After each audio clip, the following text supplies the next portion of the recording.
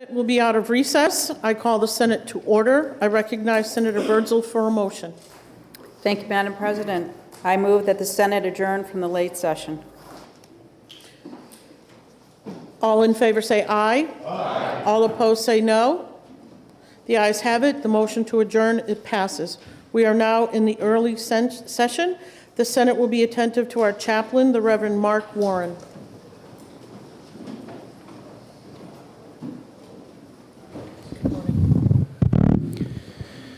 Good morning, Madam President. Good morning, senators, guests, and staff. Let's pray. Lord, we come before you acknowledging that you are the author of life, the creator of all things, and the one who has established wisdom and justice. As our senators gather in this chamber today, grant them your wisdom. Your words remind us that the fear of the Lord is the beginning of wisdom, and the knowledge of the Holy One is insight. May we seek your wisdom above all else.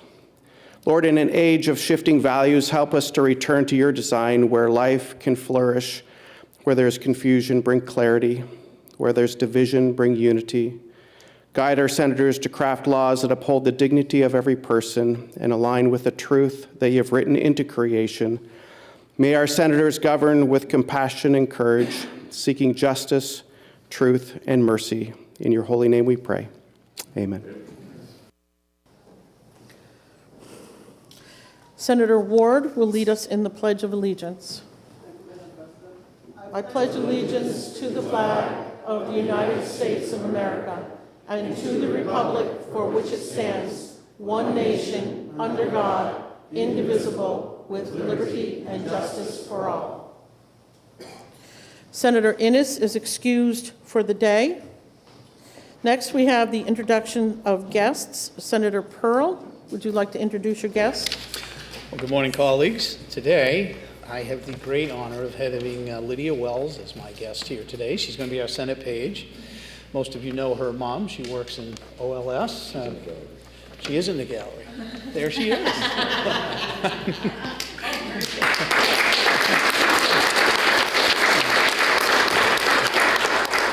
So Lydia was a page last year? Yeah, last year for us too. So she's now 14 in 9th grade and goes to Pembroke School. And she's studying... That's not true. That's not true. I have Town of Pembroke, I'm sorry. Goes to Trinity High School. Sorry, I got ahead of myself. And she's studying art studio, biology, Boy Scouts, cheerleading, culinary arts club, and violin. In the future, she plans to be either an autopsy tech, a dentist, crime scene analyst. Interesting. Therapist, or a graphic designer. So there's a wide range of things that you want to do. Welcome, and love to have you here.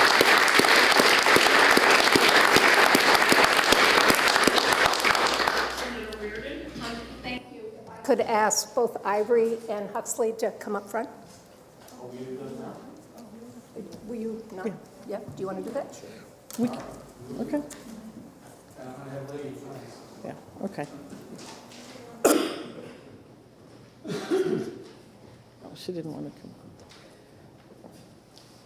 Madam President and colleagues, it's my pleasure to introduce Ivory Strand and Huxley Strand, who are here with us today. Ivory is a 14-year-old resident of going to Palmetto High School in Ellerton, Florida. She has also been a page before, and in the future plans to be an architect or an entrepreneur, which I'm not sure what I knew what that meant when I was 14 years old. And her brother, Huxley, who is 9 years old in the 4th grade at Virgil Mills School, also in Florida, living close to Cape Canaveral, and he would like to be a scientist or work for NASA when he, in fact, is.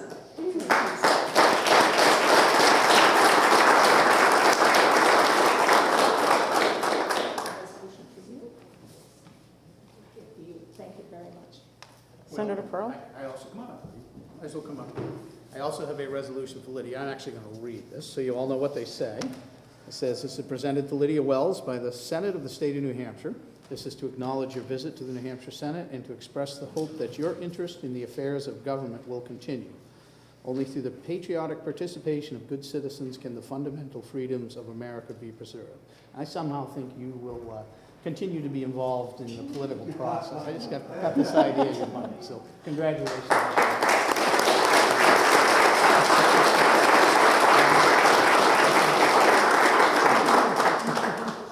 Thank you, Senator Pearl, and thank you, Senator Reardon.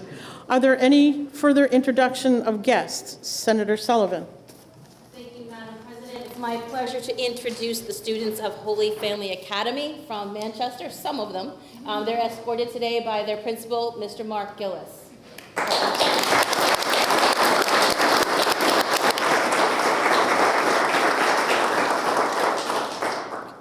Okay, I have a list of our law enforcement officers that are here today, and I would like to read through that list.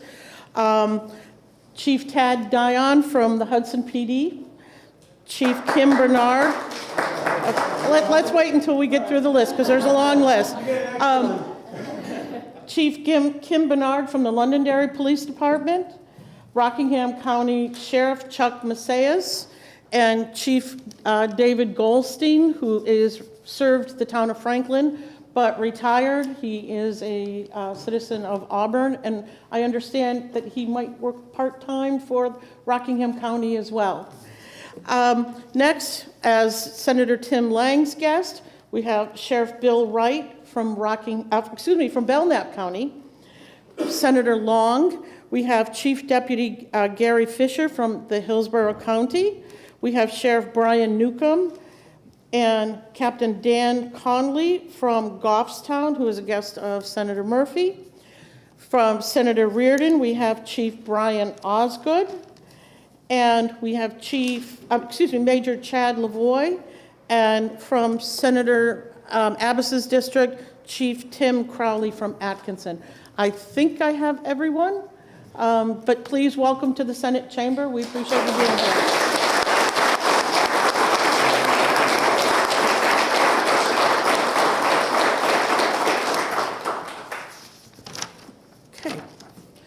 You might have a seat. Without objection, today's fiscal note report is adopted.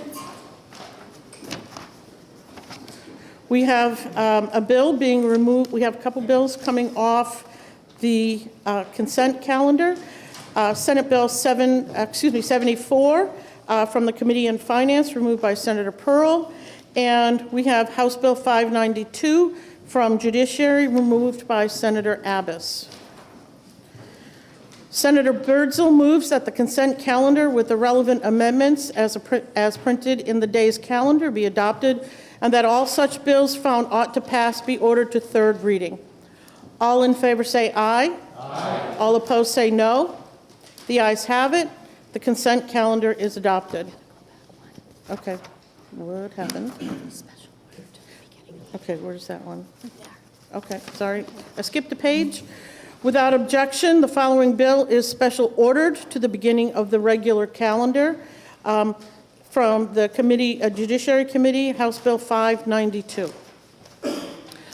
Before we get started, I am going to ask for the consent of the Senate. My husband is having a medical procedure this morning, and so I'm asking your indulgence so I can keep my phone out so I can get updates as we go through the morning, and I would appreciate that. Thank you. Okay, the Senate will be attentive to the clerk. Thank you, Madam President. The Committee on Judiciary, to which was referred, House Bill 592 FN, an act relative to magistrates and the standards applicable to administration of bail. Having considered the same, the committee recommends that the bill is ought to pass by a vote of 5-0. Senator Abbas for the committee. Senator Abbas. Thank you, Madam President. I move HB 592-FN ought to pass. House Bill 592 repeals the establishment of the magistrates and references thereto while making changes to eligibility for personal recognizance bail and the conditions for detention and access to a hearing before a judge. So please join me and support the committee's recommendation of ought to pass. And Madam President, if I may speak further to that motion. Yes, you may. When I was a member of the other chamber, one of the issues I worked really hard on was trying to address these alarming deficiencies that our bail laws had. And despite those efforts and working with even some of my colleagues here today, when I was in the other chamber, we just came up short. And whenever the issue of bail came up, I always talked about, or thought about to myself about that shortcoming we had, unable to fix these alarming deficiencies. But we all like a good story of redemption. And this is the day we're going to do it. What has been happening since this bail reform happened in 2018, you've had dangerous, violent criminals who commit a violent crime and then are released right back into the public, not even being brought into a courtroom, not even given the prosecutor the opportunity to even request that person be held. If the way the procedure is today, if the prosecutor wanted that person to be held, to be detained pending their trial because they deemed that, or they thought that person was dangerous to themselves or the public, they would have to wait about 48 hours for that hearing. Now, keep in mind, the person's already been released into the public. That's first of all, it's very inefficient, certainly counterproductive to public safety. So what we're doing now today, if you commit a violent crime that's a felony against a person or a sex crime against a child, you're not going to go in front of a bail commissioner. You're being brought to the court in front of a judge, and that's where your bail will be determined. It gives, I think the state would have an opportunity, if they want to ask for that person to be held, the person's in the courtroom. Because what happens is, under the current system, they release into the public, they don't always show up for court, and then we're playing that game again. You have people that are out on bail, they don't show up at their court hearings without consequence. We have all these pretrial conditions of release, and when they violate those conditions, there's no consequence. I'm not sure why we would have conditions if you violate them and there not be a consequence for it. And this is a drain on our resources through the court. It's certainly a burden on law enforcement. They're doing their job, and they're being let down by the law. And many people tried to blame the magistrates, or they tried to blame the bail commissioners. Well, there was never any evidence, whether it was in that chamber or in this chamber, that the law was actually not being applied correctly. If the problem's the law, we need to change the law. This bill, HB 592, changes that law. So please join me, support the committee's recommendation of ought to pass, and let's fix this loophole. Thank you, Madam President. Thank you, Senator. The bill is now on second reading. Is there any discussion? Senator Gannon. Thank you, Madam President. I finally got the president part right, so we're on a roll. First, I want to thank Governor Ayotte. She played a crucial role in helping fast-track this bill, so it's here today. I want to thank law enforcement. You've appeared at the hearings. You have been backing this bill all the way, and your presence has been another reason we're here today. I want to thank the county attorneys, their draftsmanship, the AG, who's played a vital role in working on this legislation, making sure all the pieces fit together. You've heard me talk about this for 5 years, almost 6 now.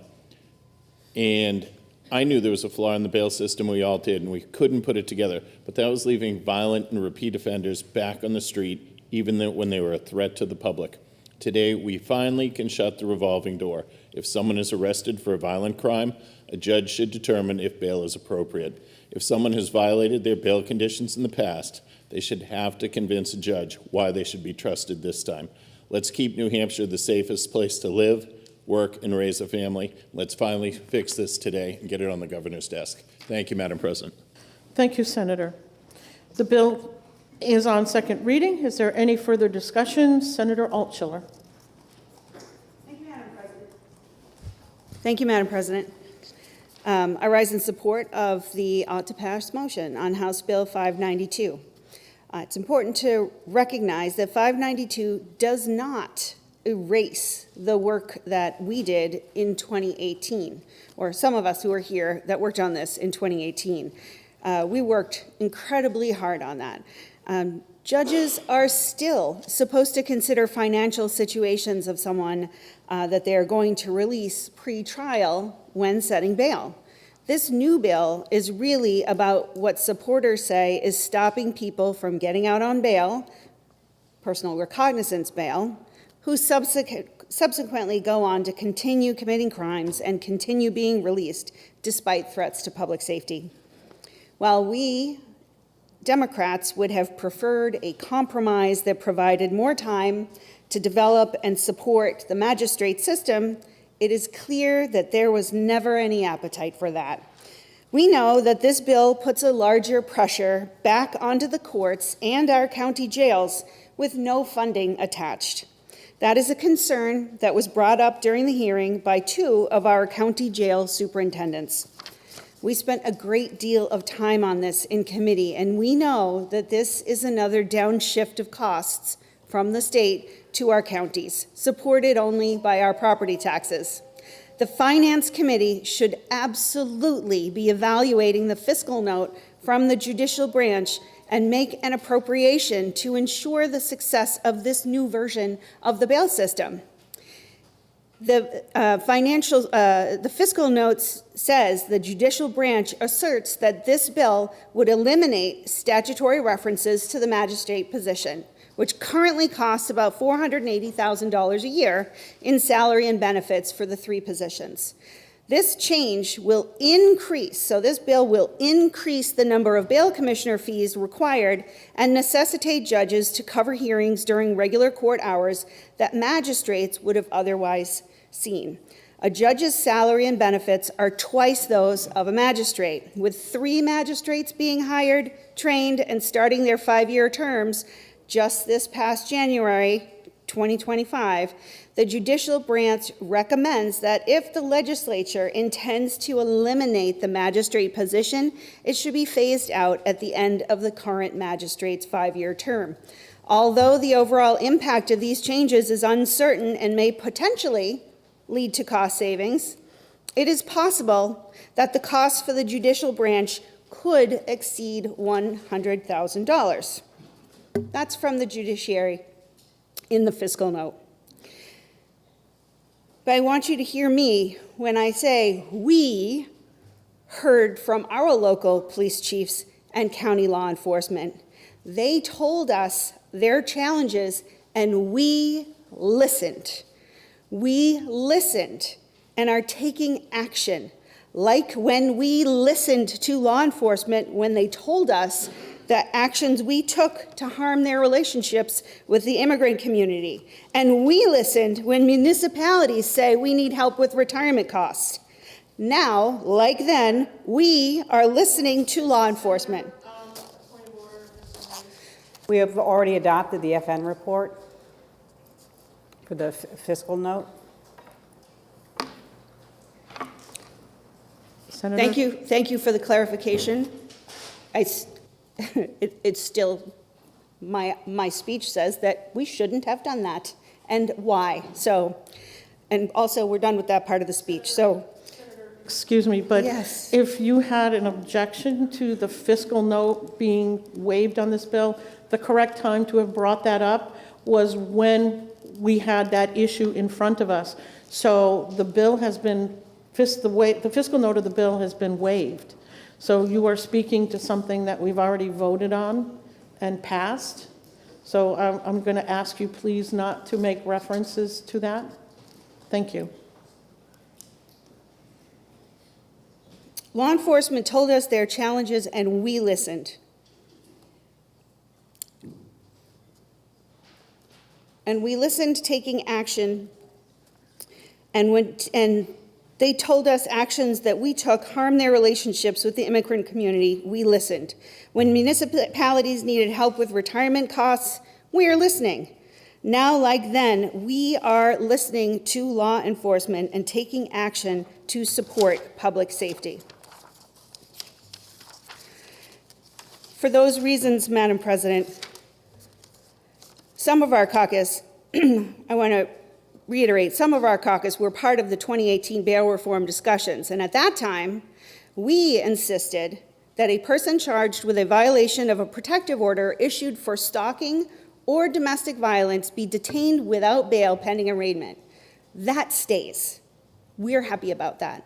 We also fought for the comprehensive list of felonies that would require a hearing before any bail would be considered, like when a person is charged with homicide, first-degree assault, second-degree assault, felony-level domestic violence, aggravated felonious sexual assault, kidnapping, felony-level stalking, trafficking in persons, robbery, possession, manufacture, or distribution of child sex abuse images, computer pornography, and child exploitation. As Democrats who actually support our law enforcement in word and deed, we support this legislation and the pending motion ought to pass. Thank you, Madam President. Thank you, Senator. The bill is now on second reading. Is there any further discussion? Senator Sullivan. Thank you, Madam President. I rise in support of HB 592. In 2018, Senate Bill 556 changed our bail laws to allow any person claiming they were indigent to be released on their own personal recognizance. This created a system whereby people were released with no known address, no financial reason to appear in court, and no responsibility for their alleged criminal actions. This change in 2018 inadvertently created a catch and release program in our state, which has resulted in repeat and violent offenders going on to commit violent acts while out on bail. No person should be held simply because they are too impoverished to pay their bail. All people are innocent until proven guilty. However, there is a clear pattern of systemic abuse of this bail reform law, which is endangering our citizenry. This has been a frustration for our police departments around the state who work to get dangerous people off of our streets, only to see them re-released within hours. James Barton was arrested 3 times in 48 hours. It was only after his 3rd arrest, which resulted in a struggle with police officers, as they arrested him on charges of alleged theft, resisting arrest, and bail violations, that he was actually kept for a bail hearing. Keith Kevorkian was released twice in 5 hours, and both times released on PR bail. Kevorkian was attempting to break into a home when the police were called. He wasn't cooperative with police and struggled with them. He ended up getting bitten by a police dog during the arrest. He was charged with loitering, prowling, possession of a controlled drug, and resisting arrest. Kevorkian was booked and released on personal recognizance bail and was arrested 5 hours later for attempting to break into another home and for violations of bail. He was once again released on PR bail. Just 6 days after being released on PR bail, Amaury Diol was arrested for allegedly raping a woman for 2 hours in the Valley Street Cemetery in Manchester. Dioli had a criminal record dating back to 2011, and yet he was re-released. Enrique Castro hit a child in the back of the head and threatened to hit another with a hammer. Despite having numerous interactions with Manchester Police Department, Castro was released on PR bail. Joseph Flynn, a registered sex offender, was arrested for possession of crack cocaine. Flynn had a history of failing to register as is required by law, but was nonetheless released on PR bail. On the morning of Friday, September 3rd, 2022, Daniel Whitmore, a 75-year-old Army veteran, was walking through the trails on Manchester's South End when he was viciously attacked and stabbed to death by Raymond Moore. Moore had been arrested in both Nashua and Manchester in the weeks before this brutal attack. Both times, he was released on PR bail. This murder was in the trails that my children used daily. The trails lead to the soccer and Little League fields. My own son and a friend were riding their bikes in the trails 24 hours before Mr. Whitmore was killed. In the safest state in the nation, parents should not have to fear their children will be stabbed to death while playing soccer by a criminal out on PR bail. Granite State veterans should not be losing their lives after serving their country to violent criminals who never should have been released on our streets in the first place. We must fix this. Nothing has changed the landscape of Manchester as much as this flawed 2018 policy has. Granite Staters deserve to know that violent offenders will be kept off the streets.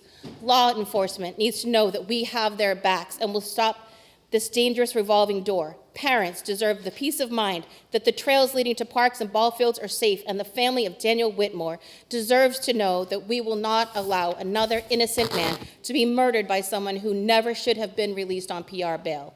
There have been tweaks and a soft-handed approach to correcting course on bail reform in the past that have not succeeded. I am grateful that now, however, the legislature and the corner office are taking decisive action together to make our state safer.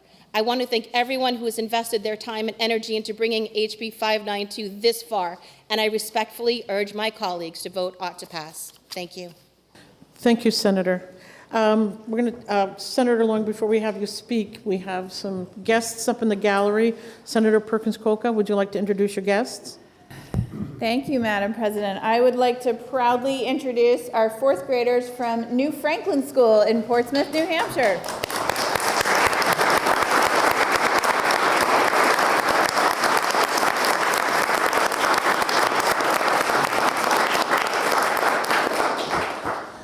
Welcome to the New Hampshire Senate.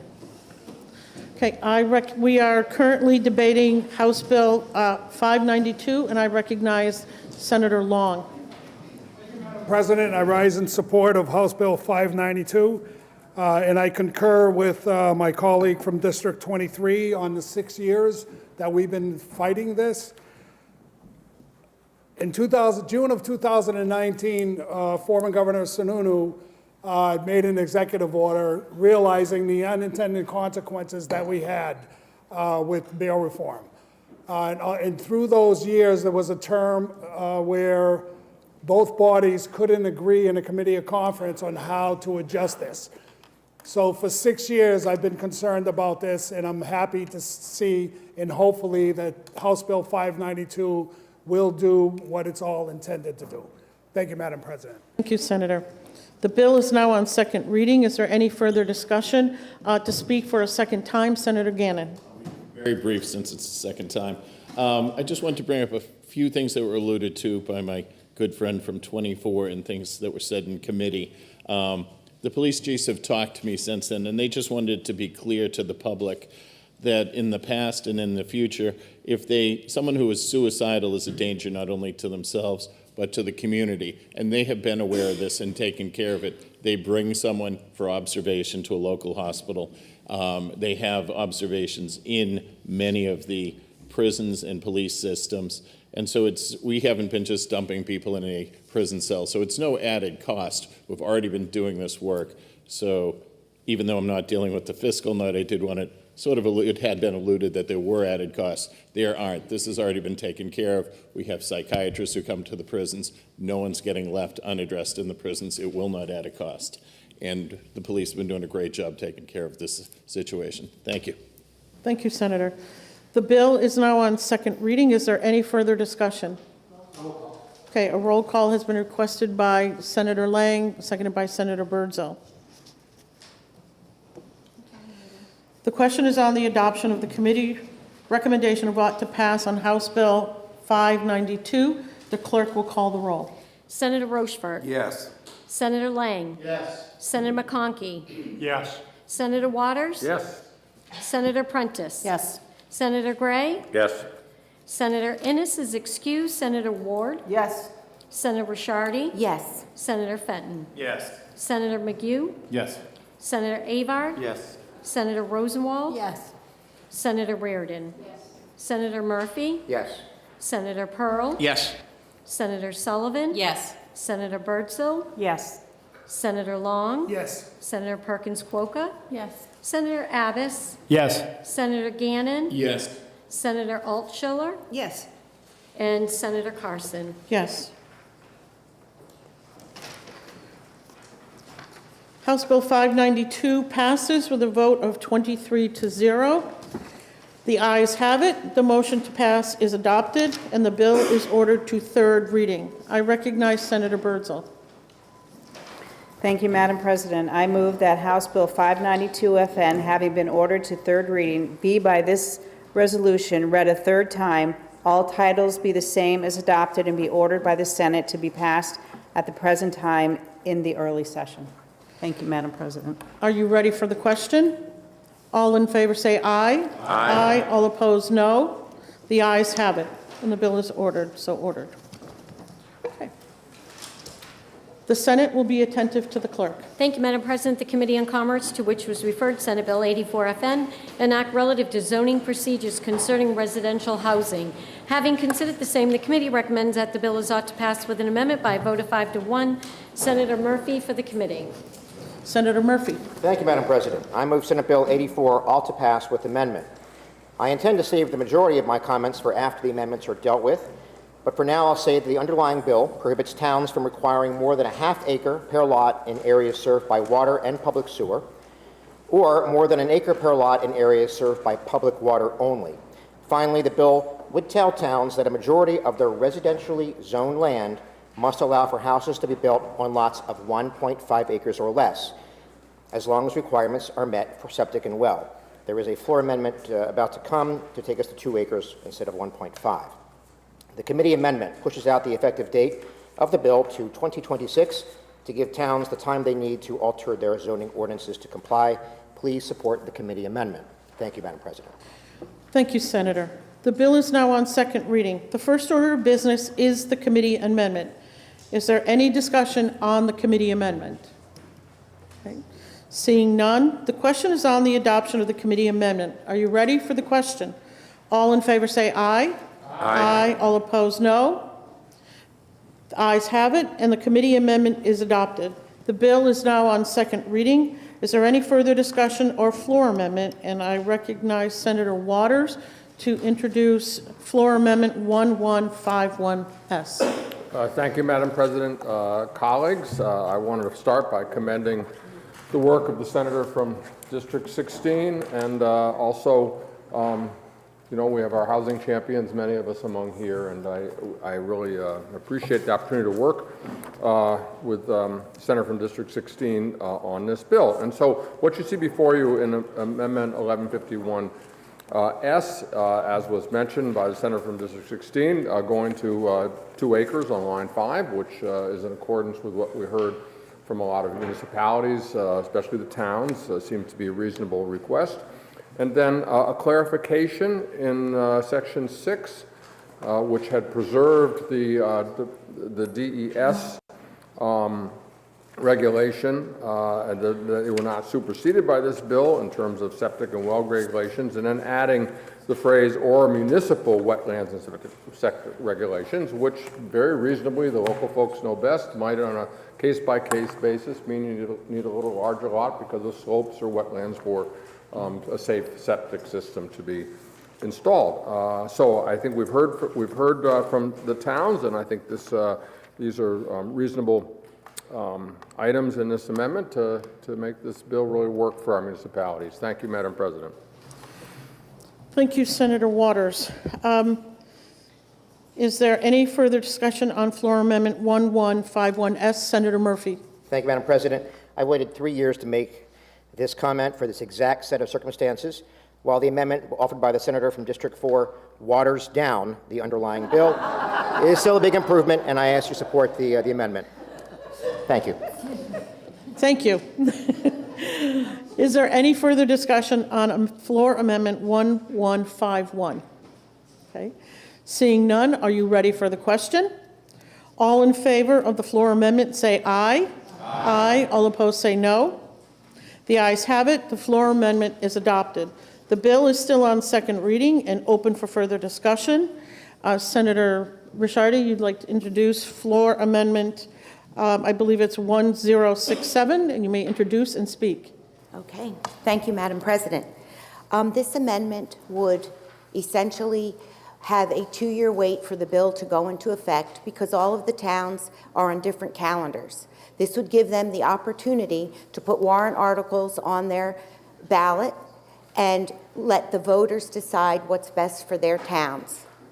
That's essentially how the amendment works. And then, can I speak to the bill? Yes, you're recognized to speak. Oh, no. Do the amendment first? Yep, we'll do the amendment first, and then once that is all done, Okay. then I will recognize you to speak to the bill as amended. Thank you, Madam President. Okay. Is there any further discussion on Amendment 1067? Senator Murphy, you'd like to speak? Thank you, Madam President. I want to talk for a moment about local control. That's really what the gist of this issue is. New Hampshire has 234 cities and towns. They're all unique. They all have their own history, their own topography, sometimes their own cultures. And because of that, the legislature has always allowed some measure of responsible local control. But we are a Dillon Rule state. All power that towns have, they have because the legislature says they can have it. The legislature dictates every aspect of town government: the election dates, the hours the polls are open, the titles of the people who sit on the boards. The schools are told what subjects to teach. The tax assessors are told how to assess the properties and how much interest they can charge. Just 2 weeks ago, we passed a bill that says towns can't have sanctuary city policies.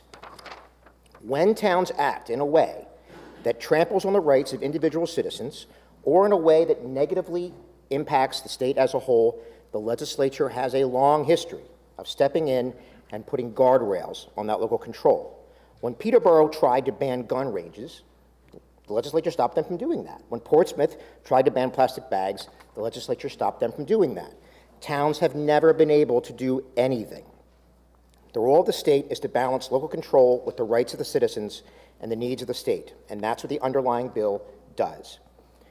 The bill as amended still allows for responsible local control, as just under half of any town could still be required to have lots of any size. 3 acres, 5 acres, whatever the town wants.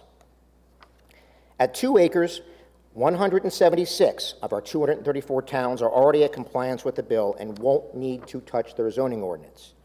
Many of the other towns are already nearly at compliance, 2.1 acres or less. This bill would address towns that have chosen to zone entirely at 5 or 8 acres. The last amendment took the bill from 1.5 to 2 acres. This amendment under consideration would take us back to 1.5 acres. The amendment would convert the bill from something that begins to restore normal market forces into a referendum that towns have always been able to do at any time. It thus makes the bill meaningless, but it's worse than meaningless, because any town that actually had this optional referendum and votes it down would now be continuing to zone out new housing with the implicit blessing of the legislature. The message would be, no problem. Keep requiring 3 or 5 or 10 acres per house, that's fine. And that's the wrong message to send at a time that builders can't find sufficient land for building and are forced to build huge houses on huge lots instead of the starter homes that we desperately need. And I don't want to send that message. I'm opposing the amendment. I consider it a poison pill. I ask my colleagues to oppose it. Thank you. Thank you, Senator. Floor Amendment 1067 has been proposed. Is there any further discussion on the amendment? Okay. Seeing none, are you ready for the question? All in favor of the floor amendment, say aye. Aye. All opposed, no? No. The noes have it, and the floor amendment has failed. The bill is still on second reading and open for further discussion and amendment. Senator Ricciardi, you wish to speak? Yes, I do. Thank you, Madam President. I know how this is going to go, but I'm going to say my piece. Senate Bill 84, like many before us today, places a mandate onto municipalities that violates their local control of zoning. Bills like this use a one-size-fits-all mentality, placing identical restrictions on a city like Manchester, as well as a very rural North Country town like Pittsburgh and Coos. These are two vastly different municipalities with vastly different amounts on land availability. Every zoning change proposed in this bill can already be done at the municipality level, just as towns and cities have done hundreds of times in the past. Planning boards or the citizens themselves can propose warrant articles for zoning changes if they are needed or desired. Each town or city knows what is best for them. A few politicians that want authoritarian central planning initiated out of Concord do not and cannot know.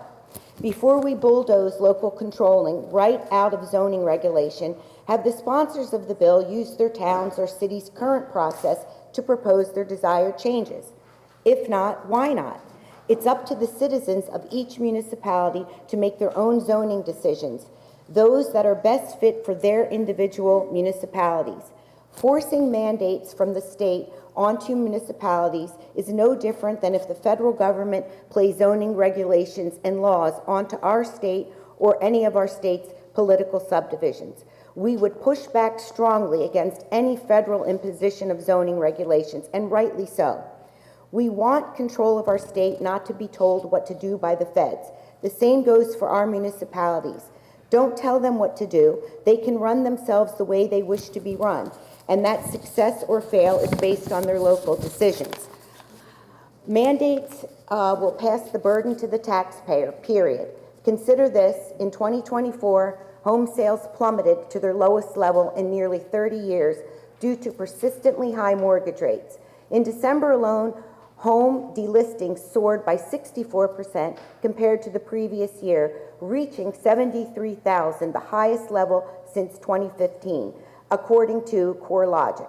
And while the influx of new housing units has helped alleviate demand, high mortgage rates and prices persist. mortgage rates influenced by the Federal Reserve decisions and national inflation metrics, not Concord, New Hampshire.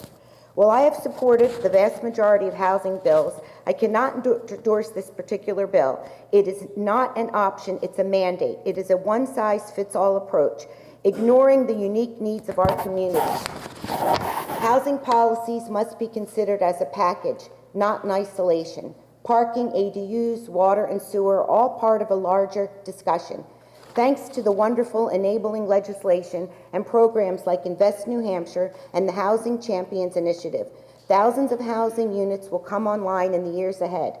Communities are already stepping up. One of my own towns voluntarily passed the most aggressive ADU ordinance in the state, allowing 2 detached ADUs by right.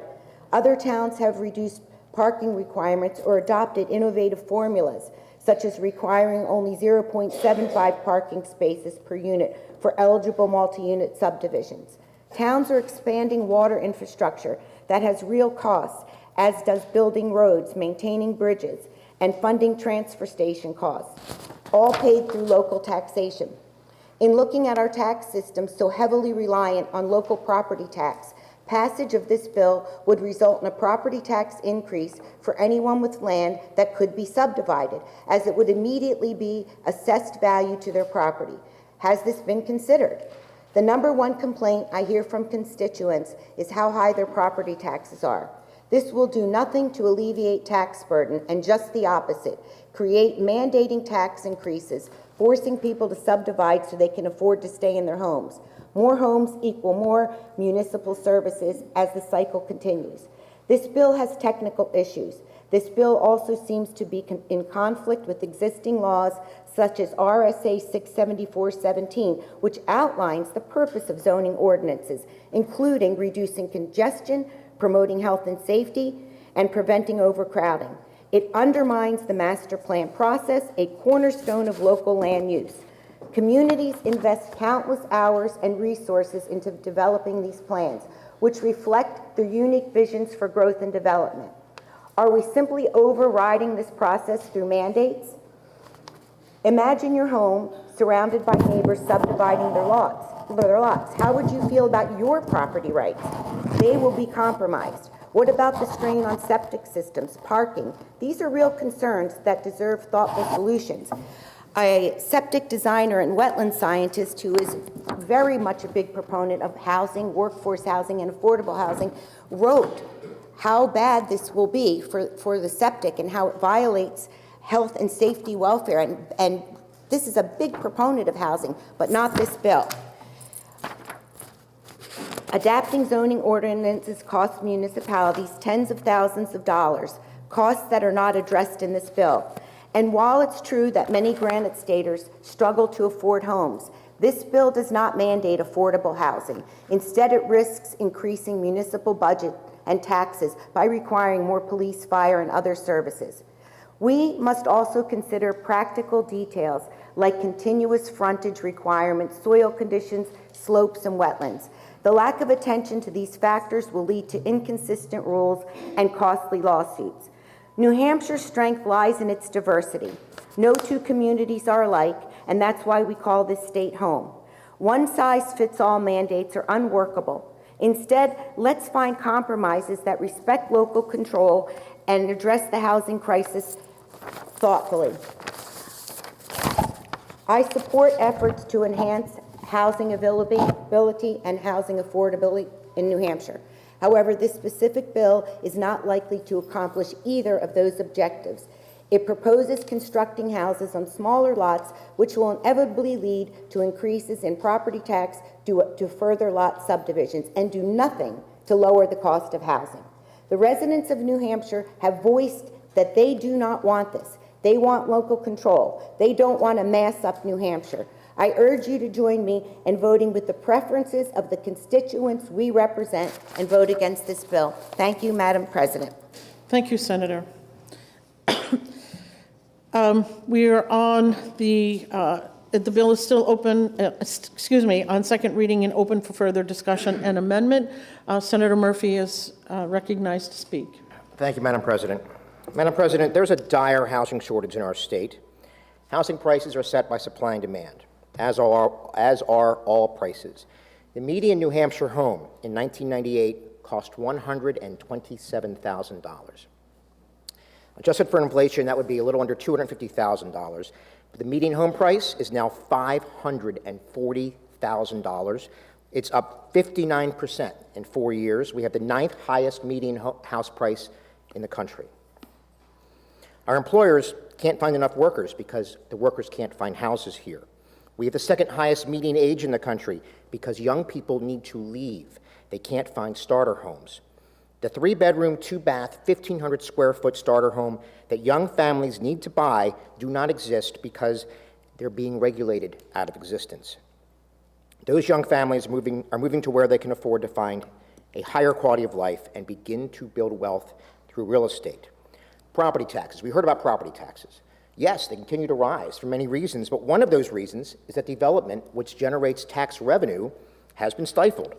By making it harder for people to build, we have kept the property values in each town lower than they would be if building were welcomed. The tax burden is spread among fewer homes. Local budgets have grown even as building permits have dried up. Thus, our residents are screaming for property tax relief. Many of the towns in New Hampshire have discouraged new housing construction. I want to make it clear this does not apply to all towns. Some communities have welcomed housing. One great example is Salem. Salem benefited from having a huge parcel sitting there ready to build, and town leadership willing to think big about what to put there. And it's no coincidence that a few weeks ago, Analogic announced it's moving 500 high-paying jobs to Salem from Massachusetts. But we don't have enough Salems.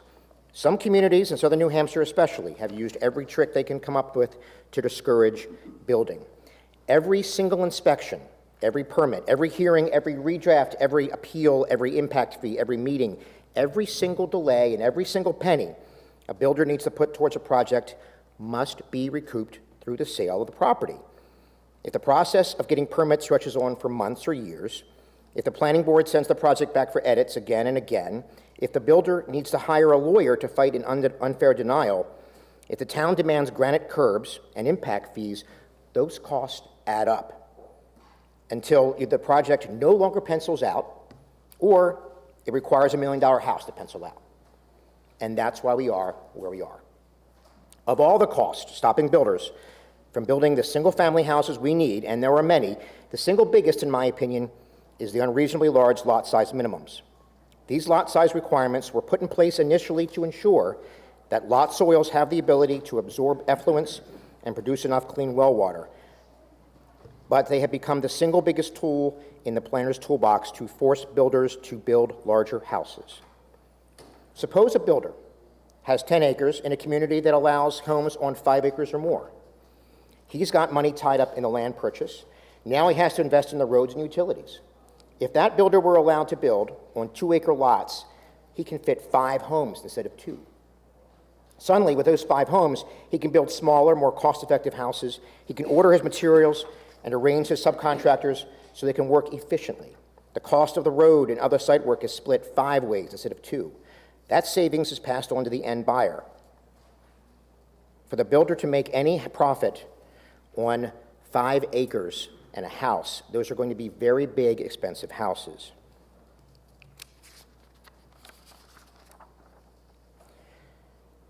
I've already spoken about local control, so I'll just reiterate that some towns have abused the zoning process in ways that were never intended when the legislature gave them that power, and they have to be reined in. Remember, the most local control of all rests with the individual landowner and his or her historic right to do as they please with their property. Maybe a farmer needs to split off a little land for capital to buy new equipment.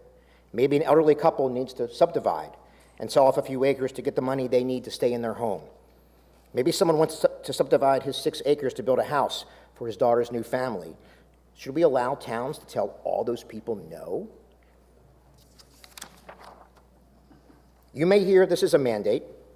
It will cost money in forcing some towns to adjust their ordinance, but the truth is that towns adjust their zoning ordinances on a regular basis. Town planners make recommendations to the town's legislative body, which then considers and adopts them like any other ordinance. It does not cost thousands of dollars to do it, but the real mandate that I see is that from voters. A recent poll from UNH and St. Anselm so that 75% of voters want lower housing prices in their community. This is the single biggest issue to our constituents, and there is no close second. This is the bill that brings down the cost of land acquisition and site work. This is the bill that begins to address the supply and demand issue. Madam President, a healthy community has room for all classes, for professionals of all backgrounds and incomes. Excluding some on the basis of their station in life means excluding the teachers, firefighters, and nurses that serve us all. We cannot be a state exclusively for older, wealthy people. Where are our kids going to live, or our grandchildren? If we don't begin to allow the housing market to meet the demand, the answer is going to be somewhere else. We need to allow the next generation the opportunity to achieve the American dream here in New Hampshire. This is not a left or right issue. I personally see this as an issue dealing with free markets being allowed to meet demand, and as a property rights issue. But others might see it as a way to better integrate communities economically while providing more affordable housing. Both viewpoints are equally true. Madam President, we have an army of skilled craftsmen in this state, and they're begging to be allowed to get to work and build the homes we desperately need. This bill does that, and I ask for your support. Thank you. Thank you, Senator. The question is on the adoption of House Bill 84 as amended. The bill is still on second reading and open for further discussion and amendment. Senator Pearl would like to speak. Thank you, Madam President. Colleagues, when this bill originally came out, I was opposed to it the way it was written. But I think we've done a good job in amending it. And last November, we really received a directive from our voters to look at the housing situation and the crisis that we have with the shortage of housing. You've heard that, and you've heard great discussion on both sides of this. I think this bill as amended provides reasonable zoning parameters, and I think it preserves a reasonable level of local control. It also provides in the, with the amended section, the towns to have some control over situations like we have in Loudon. I spoke with my local planner about this. In fact, we had another conversation last night. One of the concerns they have is that more wells being drilled sometimes lowers the water table in a certain area, and we have more wells going dry, which could then lead to a potential problem where we might have to look at a community water system. I think this bill, as amended with Senator from District 4, his amendment, I think that allows us a reasonable ability as a town to have the opportunity to put some restrictions on if we see situations like that arise. So as amended, I will support this bill, and I appreciate the conversation, and I think we've done a great job in having a discussion about this very important topic. Thank you. Thank you. Again, the bill is still on second reading and open for further discussion and amendment. Senator Lang has a question of? From District 16. Thank you for taking my question, Senator. So I heard some conversation on the floor, and I want to make sure I'm clear. As you know, I don't support the bill, but I still have questions. So the statement was that there's no local control. We're giving up all local control. But nothing in this bill mandates that planning boards do away with setback requirements, septic requirements, wetland requirements, aquifer requirements, driveway cuts. Those things are all still in the control of the local planning board to manage projects that meet all of those criteria. Is that correct? That's correct, Senator. There's still responsible local control options in the zoning ordinances allowed by this bill. Thank you. Thank you. Okay, thank you. Senator Gannon has a question of? Good senator from 16. Senator, I'm probably dating myself. Do you remember Wall Street? I do. Gordon Gekko, greed is good. I do. Thanks for the question. Okay. Thank you, Senator. My follow-up to that is, thank you for your wit. My quick question is, you talked about, we'll say your hypothetical 10 acres. So we break that up into 5 lots, if my math is okay. And why is that builder now? You talked a lot about the need for starter homes. Why is he going to put up a little house there? Why isn't he going to put up the biggest McMansion still there? 2 acres is a lot of land, and it's not going to help. I don't see it helping your starter house because the builder is going to want to maximize his returns, get the biggest house. So that would be my first question, maybe my only one. All right. So builders are very good, like anybody else in any industry, at determining what the market is demanding.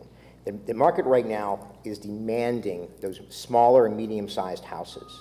And so while you can't put a medium-size, and by that I mean 1,500 to 2,000 square foot house, while you can't put a house that size on a 5 or 10 acre lot responsibly and make any money, the math begins to make more sense with smaller lots. The smaller lots get, the more cost-effective it's going to be. My first house that I purchased in Bedford, actually, was a 2,100 square foot, 3-bedroom, 2-bath house on 2.1 acres.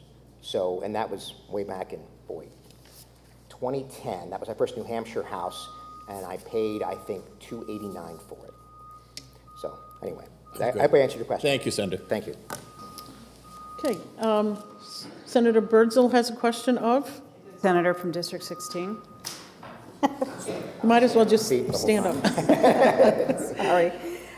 So I talked to my planning board chair last night in Hampstead, and while we are in compliance, his biggest concern, and you had said the biggest concern was the plots.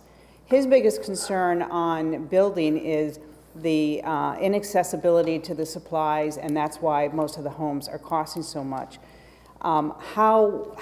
What is your response to that? I'm not sure I understand the question. The question is, the reason the cost of homes are so high is not necessarily the size of the plot, as is the cost of the supplies to build. That's where he's seeing the biggest problem, and that's why the homes are costing. Even if you have a smaller home, granted, it's not going to be $750,000 or $500,000. It's still going to be out. They're good on a little bit smaller home on a plot is going to still bid someone. Thank you for the question. There's a lot of factors that go into determining the end price of a home. This addresses a big part of it, which is the cost of the acquisition and development of the raw land.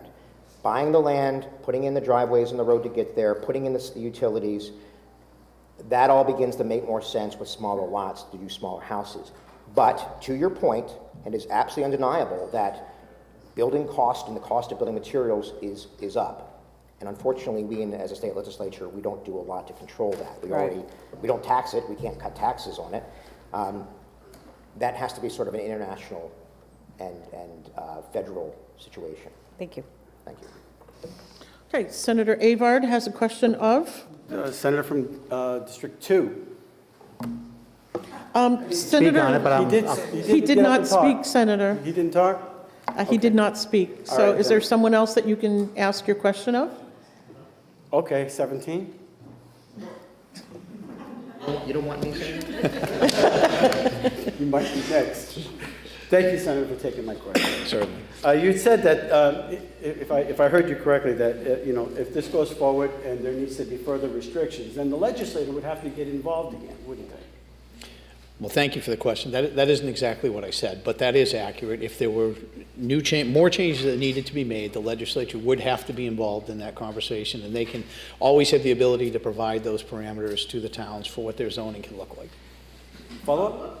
And our good senator from 16 made a really important statement, and I believe his statement, which said, property rights start with landowners. Is that correct? Well, they do. I mean, our landowners do enjoy property rights, and zoning can be viewed as a restriction to those rights, and sometimes it is. I have a large amount of land, and zoning has caused me issues at times, but I'm supportive of it, and I think this bill does a good, reasonable job of protecting property rights and balancing that interest that the state has to oversee it. And may I have one more follow-up? Thank you, Senator. Sure. I appreciate this. I'm up. Let's keep going. I appreciate you taking this question. So these local property owners protecting their property rights also vote for local municipalities in order for them to institute laws to protect their property rights. Is that correct? That is correct. That's cool. You made my point, but thank you very much, Senator. You're welcome. Thank you for the question. May I speak? Are you sure? We'll put you on the list. Thank you. Okay. The bill is still on second reading and open for further discussion and amendment. Senator Prentice would like to speak. Thank you, Madam President. Surprise. Surprise. I rise in support of Senate Bill 84, and I want to share with my colleagues just a few of my thoughts in how I've found myself here. First, I want to appreciate the work on the floor amendments from the senator from District 4 and the senator from District 9 in trying to meet that balance that we're always trying to strike when working with our constituencies. And I know that the senator from District 16 has done a considerable amount of the heavy lifting on this, so all working together, here we are today. I'm a former local official. I have a lot, as a former city councilor and mayor, I have a lot of respect for the work that is done by local officials who understand their neighborhoods, they understand their families, they understand their businesses. And, you know, so that is not lost on me. But what I have found is that, the time is now. That if we don't do something now, we're going to continue to have the same conversation. And I want to add just one little level of complexity before, it didn't help me get to my decision, but it made it just a little bit harder, is that my husband is the ward counselor for the district that I live in, and the city of Lebanon is so under pressure, you know, in terms of housing. So we've had a lot of really, I can promise you, robust conversations. That all being said, there wasn't one door I knocked on last fall. There wasn't one town hall that I went to where I didn't hear from a family or from a business about their number one issue.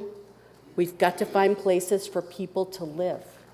My daughter Phoebe, I hope someday she'll move back to New Hampshire. Will she be able to afford a home, given what the senator from District 16 shared with us?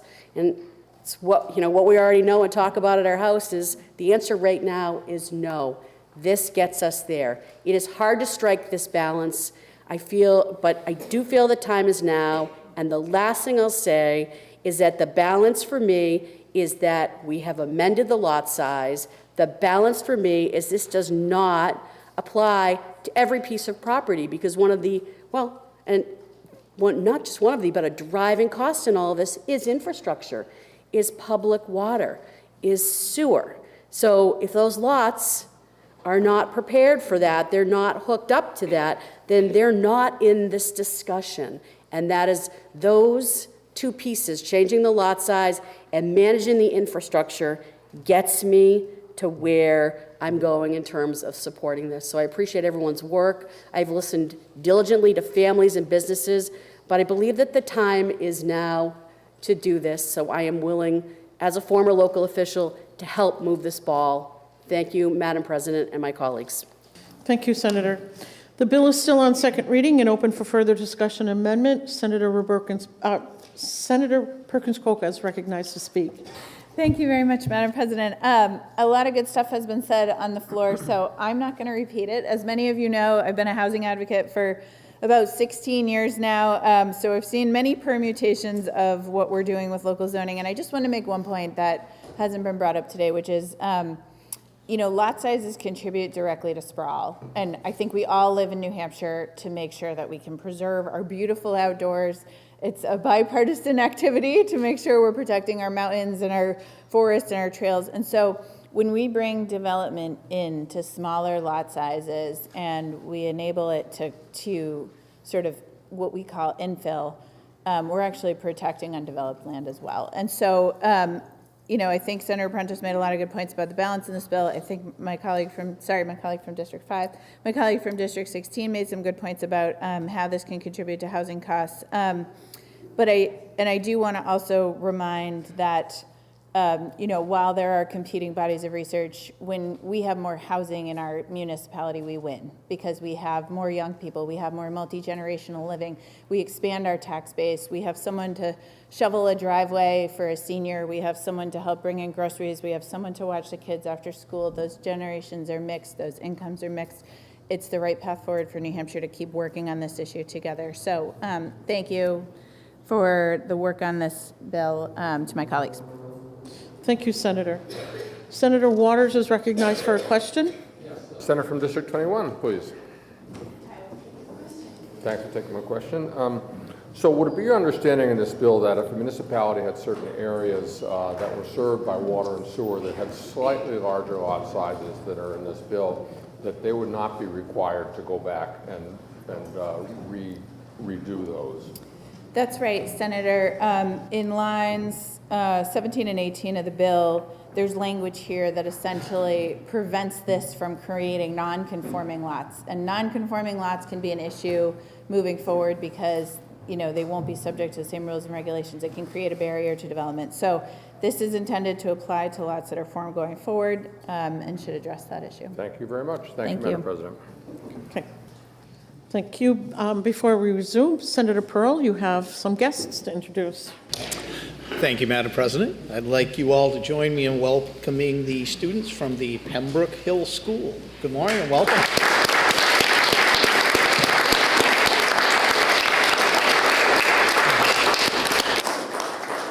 Welcome to the New Hampshire Senate. We will resume our discussions on Senate Bill 84 as amended, and Senator Ricciardi would like to speak. Madam President, I'll be brief because we all know how this is going to go.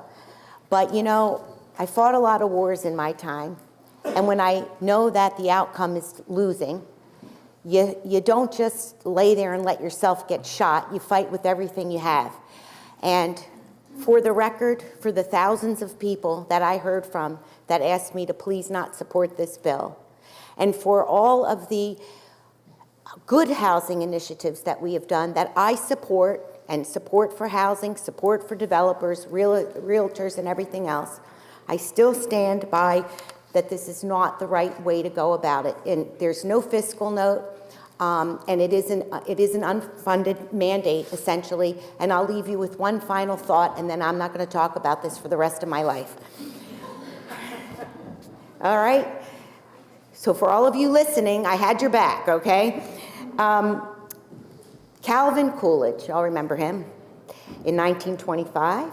Local self-government is one of our most precious possessions. It is the greatest contributing factor to the stability, strength, liberty, and progress of the nation. Local government serves an important purpose of placing some of the most consequential public policy decisions and everyday impacts of government spending and decision-making as close to the voter as possible. And while a lot has changed in our society since Calvin Coolidge issued those words in 1925, I would hope that we can all agree the importance of putting the citizens of New Hampshire in as much control of their community as possible is still a goal. Thank you, Madam President. Thank you, Senator. Senator Abbas wishes to speak. Thank you, Madam President. I do rise in opposition to the ought to pass, but I do want to thank my friend from District 16. I really think he put a lot of thought into this, and in my own personal opinion, I don't think a lot of these provisions are unreasonable, but the one concern I have, and many of you know, the Southern New Hampshire regional water pipeline, something I'm really trying to champion the efforts to complete that. The problem I've run into, and we're dealing with multiple towns, is that they always talk about this fear that if we accept this water, that the state's going to then force us to change their zoning. And although I still think the water is still better to accept that, that's the problem I have with this bill, is that that's somewhat solidifying some of those concerns that have been raised. Despite the fact that these provisions may not even impact that community, it's the precedent. And that's my biggest concern. But I do want to thank my colleagues, especially with the floor amendment that was adopted today. I do think that these policies aren't, I understand them, and I agree with about 95% of what you said, but I can't support it today because I'm still working on that Southern New Hampshire regional water pipeline. So thank you, Madam President. Thank you, Senator.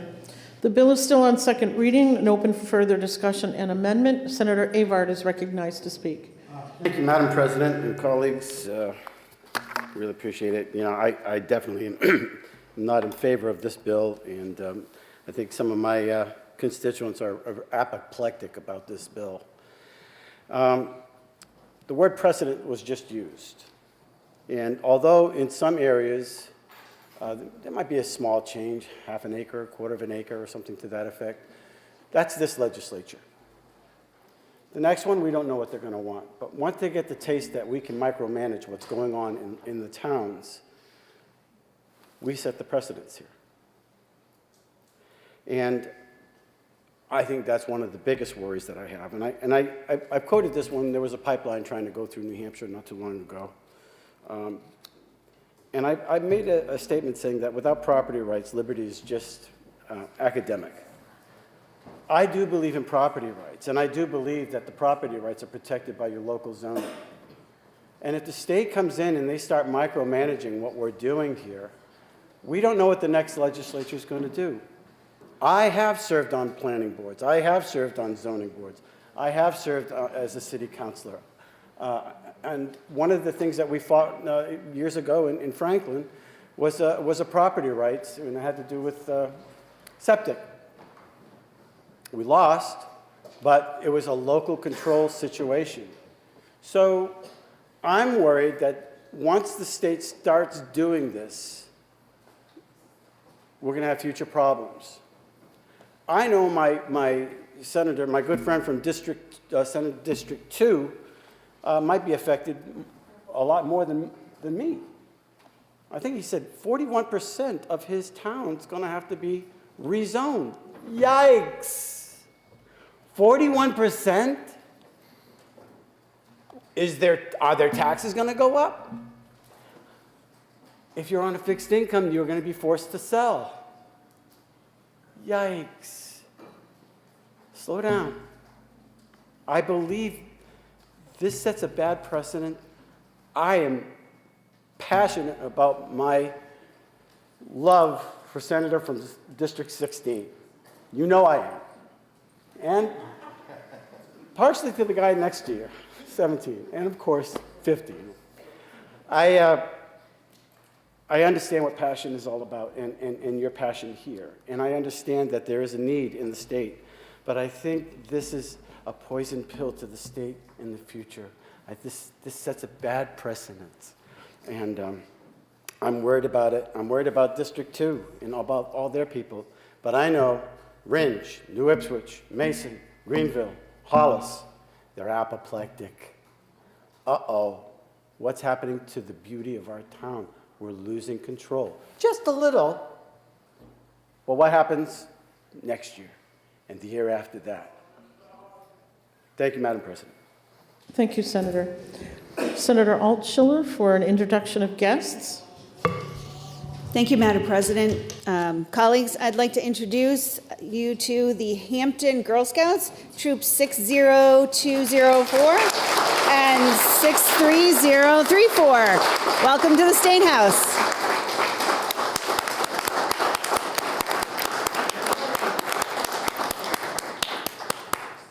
The New Hampshire State House.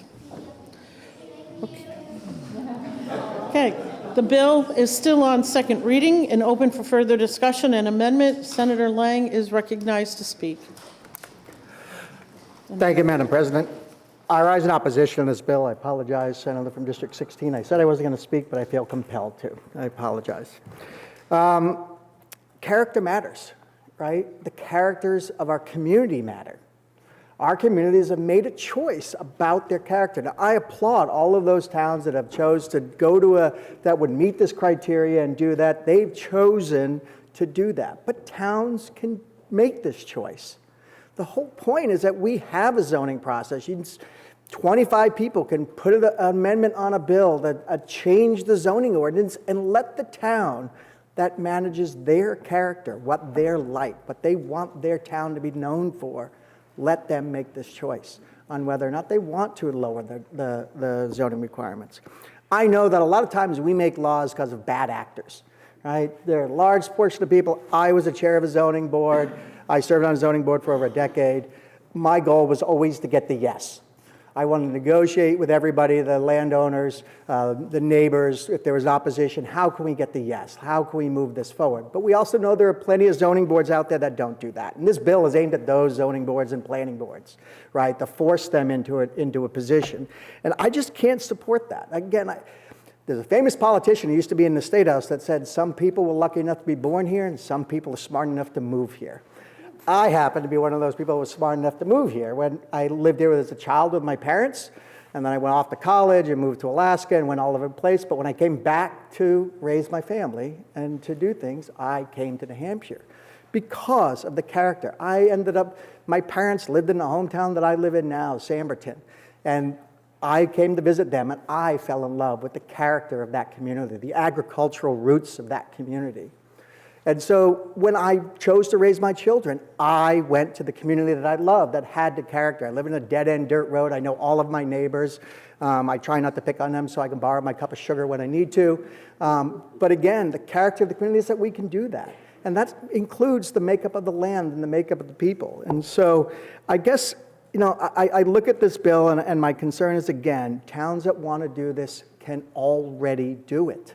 They can already put a warrant on the article and change your ordinances to do this. I don't think the state should force the town to change its character against its will. Thank you, Madam President. Thank you, Senator. Senator Prentice for a question of? My colleague from District, I think I'd know this by now, 16. Senator, thank you for taking my question. So could you just highlight for me from an infrastructure perspective, public water and public sewer, how this would or would not impact smaller communities in our districts? Areas that are served by public water and sewer, the town could not require more than half an acre to build a house. Areas that are served by public water only but not public sewer, the town cannot require more than an acre. And now, as amended, in 51% of a town's residential area, the town could not require lots bigger than 2 acres to build a house. People could still choose to buy more. People could still have 5 or 10 or 12 acres in that 51%, but the town couldn't require them to have 5 or 10 or 12 acres. Okay. Does that answer your question? It does. Thank you very much. Thank you. Okay, the bill is still on second reading and open for further discussion and amendment. Senator McGue is recognized to speak. Thank you, Madam President.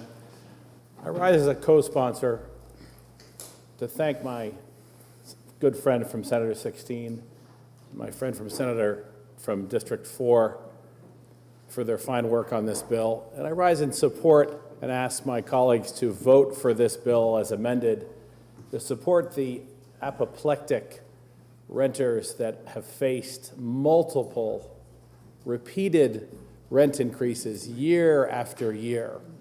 And apoplectic is the word to describe how they feel when they get these lease renewal requests.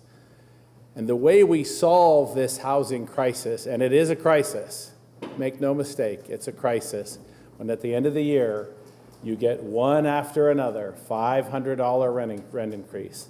The way we solve it is by increasing the supply. This is perhaps, of all the housing bills we have this year, the most significant piece of legislation that you'll be asked to vote on.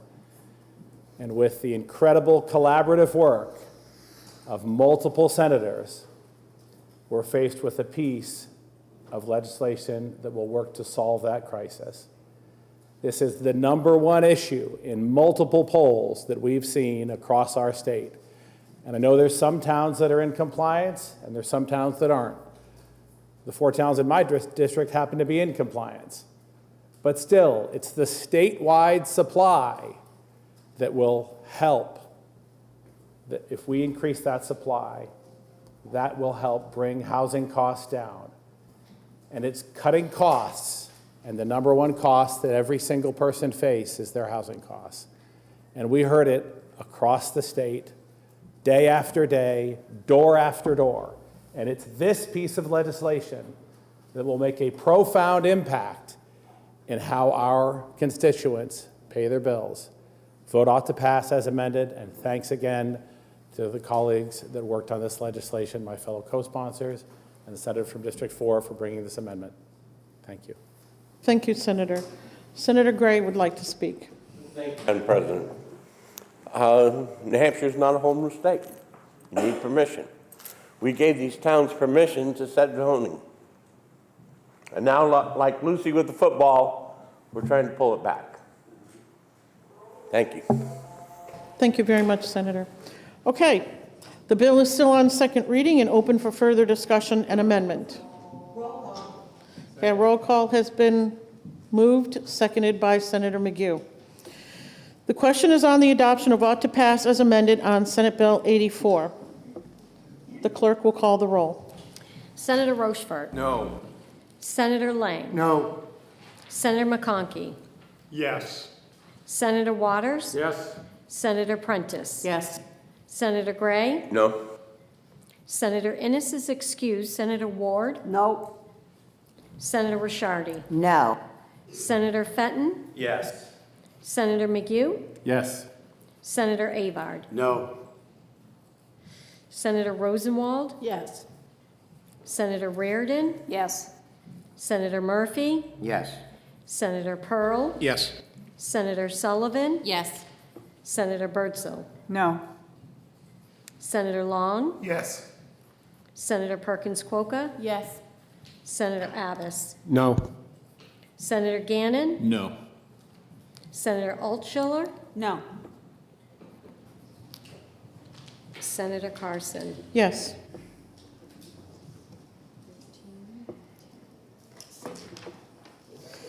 Senate Bill 84 FN as amended passes by a vote of 13 to 10. Do you have it right?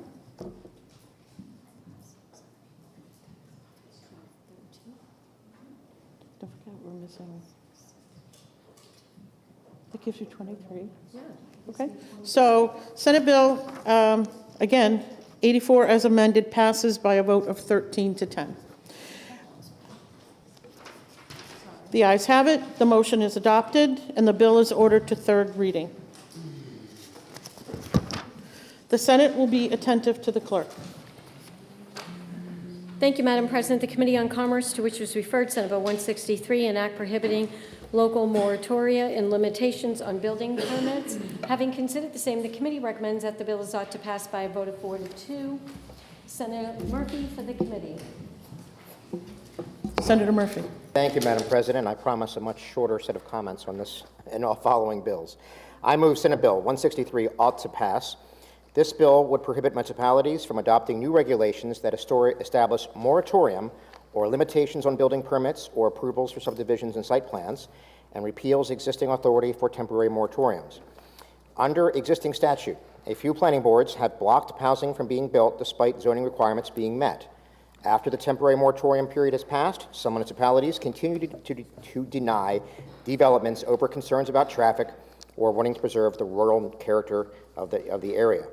While resistance to change is human nature, and some people seem to want to close the door to a town the day after they get there, this effort is incompatible with both property rights and basic economics, given that housing prices are set by supply and demand. Given that this bill would eliminate unnecessary barriers to addressing the current housing shortage and protect the rights of private property owners, the majority of the Commerce Committee asked for your support on the motion of ought to pass on Senate Bill 163. Thank you, Madam President. Thank you, Senator. The bill is now on second reading. Is there any discussion or floor amendment? Senator Pearl, you're recognized to introduce your floor amendment. Thank you, Madam President. Colleagues, I introduce floor amendment 0910S, and Madam President, I'd like to speak to it. Please. Thank you. So while this bill was in the Commerce Committee, I was working on this amendment, and we had a little bit of delay in getting the language correct, and the committee had moved the bill out before I got the amendment done, so I'm bringing it to you today as a floor amendment. In my conversations with the stakeholders on this bill, on both sides, we kind of came to the conclusion that a simple repeal of this section 674-23 would be easier than the way we were trying to amend it. And so what this complicated amendment does simply is repeal 674-23. The first two sections are simply stating cross-references that OLS felt needed to be mentioned because of other areas that refer to 674-23. And lines 28 through 30 on the amendment, which is section 3, simply repeals it. So I want to assure you that there's other areas of the statute that municipalities can use and that provides tools for them if they have real concerns that they were using the moratorium statute to address. So I would encourage you to please support this amendment. I think it makes it much cleaner and easier for everyone involved. Thank you. Thank you, Senator. The question is on the adoption of floor amendment number 0910. Are you ready for the question? All in favor say aye. Aye. All opposed say no. The ayes have it. The floor amendment is adopted. The bill is still on second reading and open for further discussion and amendment. Okay. Seeing none, the question is on the adoption of ought to pass as amended on Senate Bill 163. Are you ready for the question? All in favor say aye. Aye. All opposed say no. Okay. The ayes have it. The motion is adopted and the bill is ordered to third reading.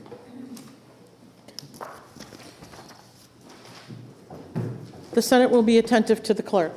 Thank you, Madam President. The Committee on Commerce, to which was referred, Senate Bill 172, an act banning certain contract provisions from being enforced against advanced practice registered nurses. Having considered the same, the committee recommends that the bill be re-referred to committee by a vote of 6-0. Senator Ricciardi for the committee. Senator Ricciardi. Okay. Thank you, Madam President. I move Senate Bill 172 be re-referred to committee.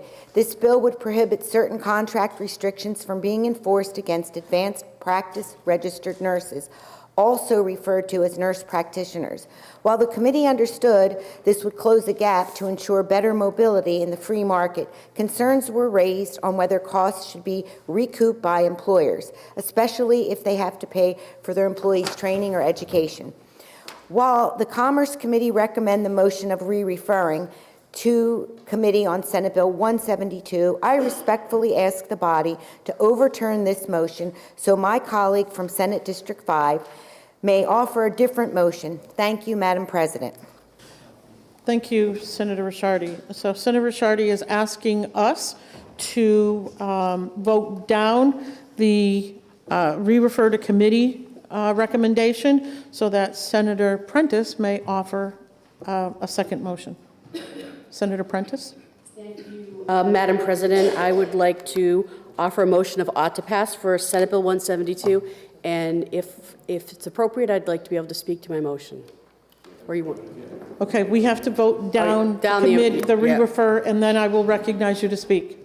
Thank you.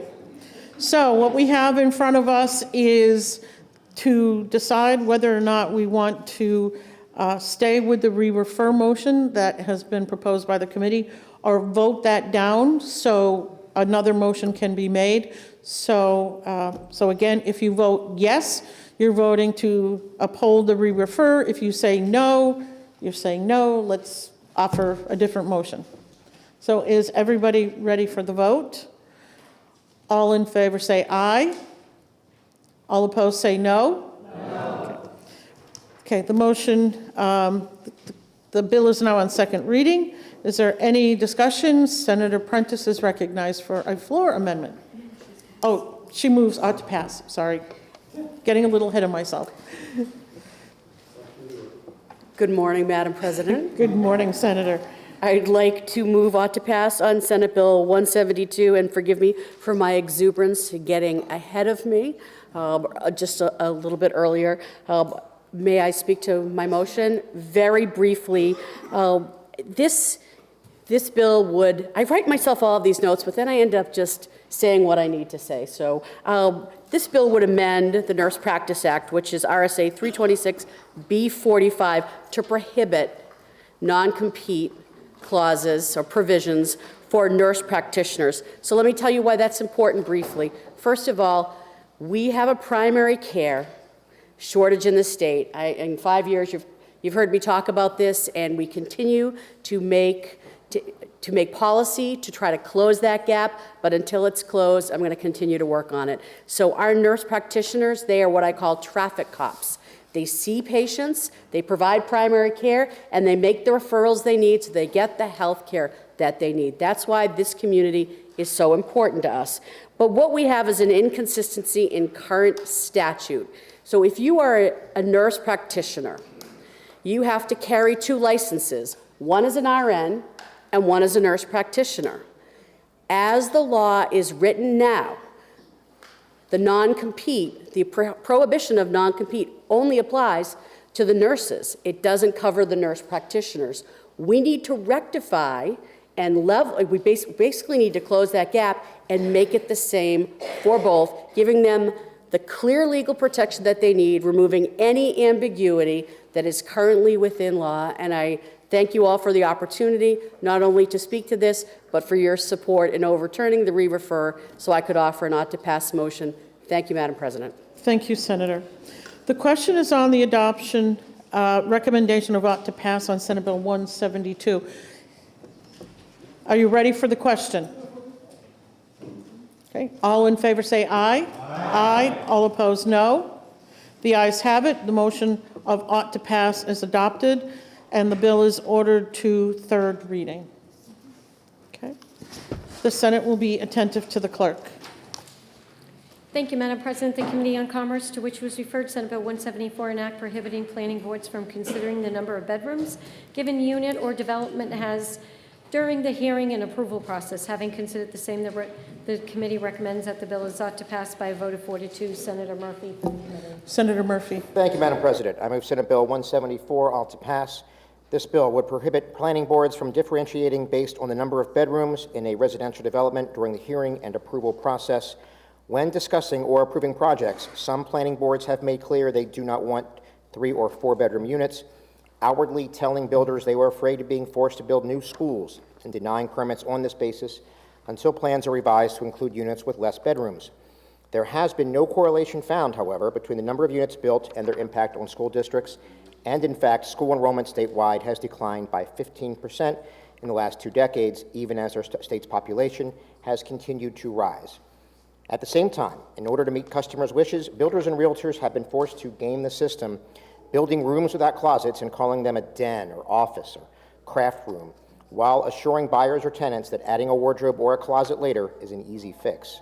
Since market demand of buyers and tenants should be met by developers and builders, not determined arbitrarily by planning boards, the majority of the Commerce Committee asks for your support on the motion of ought to pass on Senate Bill 174. Thank you, Madam President. Thank you, Senator Murphy. The bill is now on second reading. Is there any further discussion? Okay. Seeing none, the question is on the adoption of the committee recommendation of ought to pass on Senate Bill 174. Are you ready for the question? All in favor say aye. Aye. All opposed, no? No.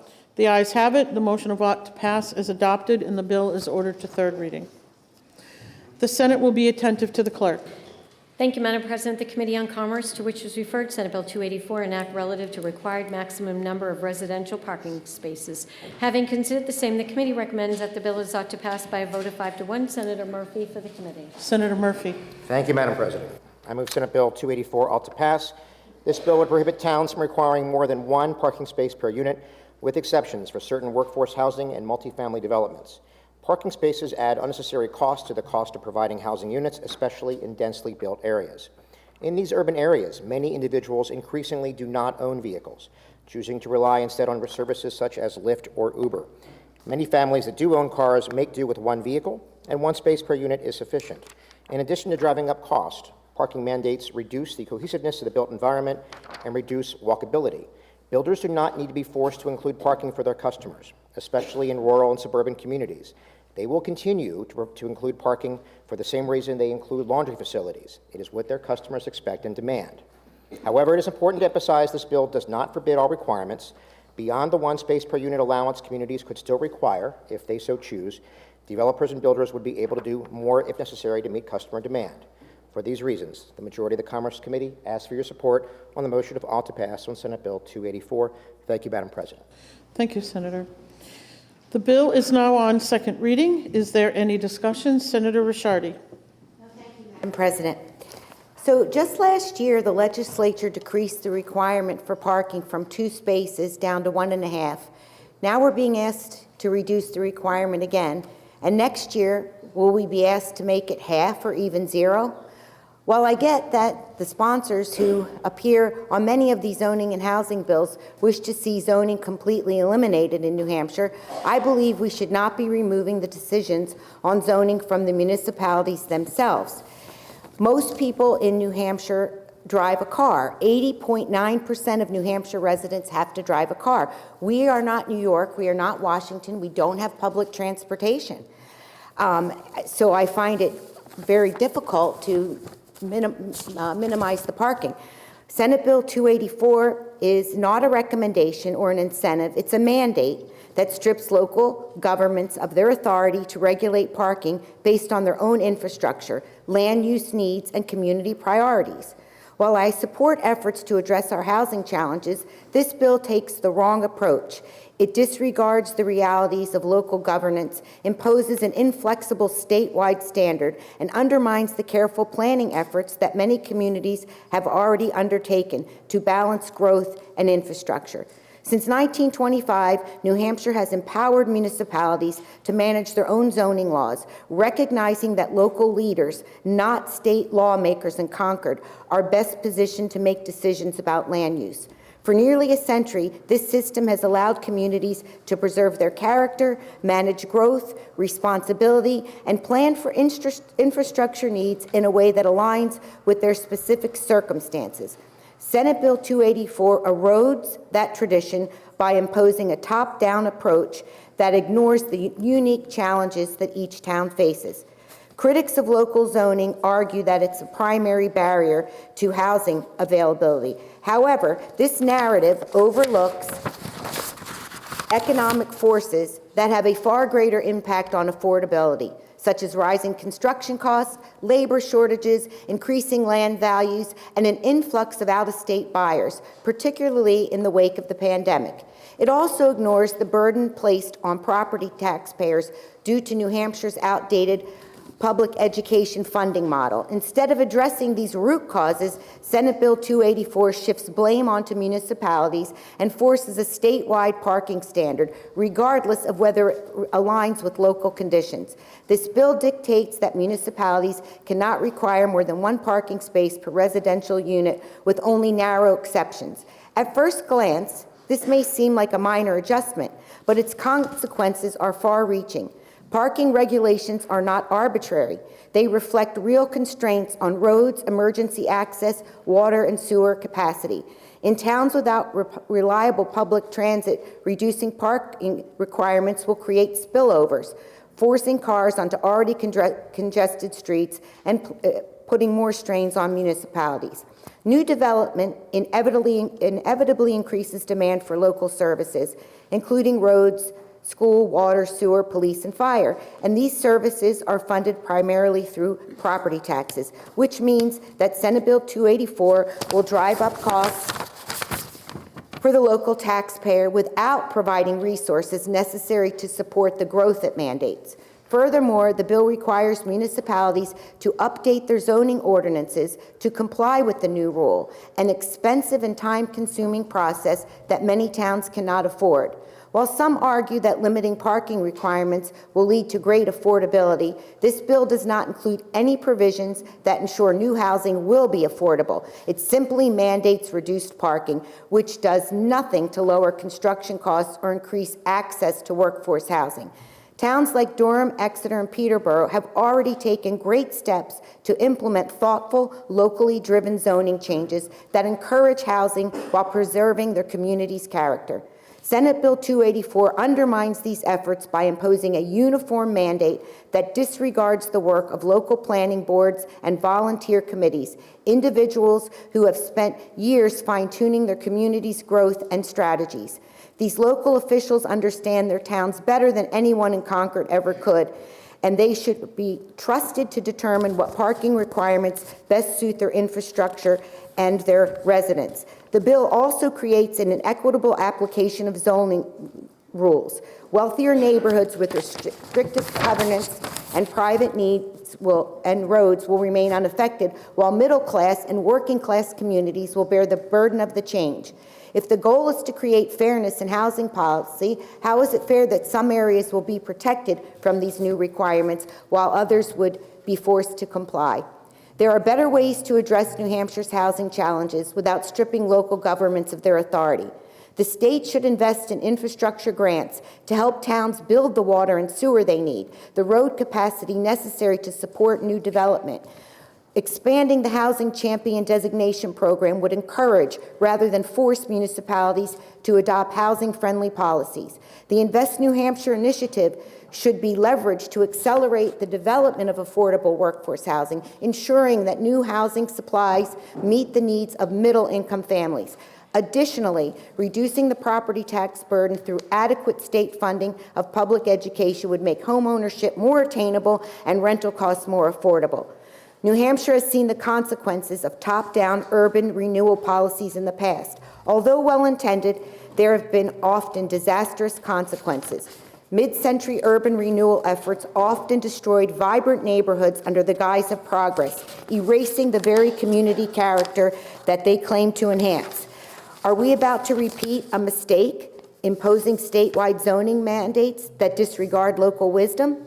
If Senate Bill 284 is truly in the best interest of communities, then why not let local voters decide rather than imposing a uniform statewide mandate?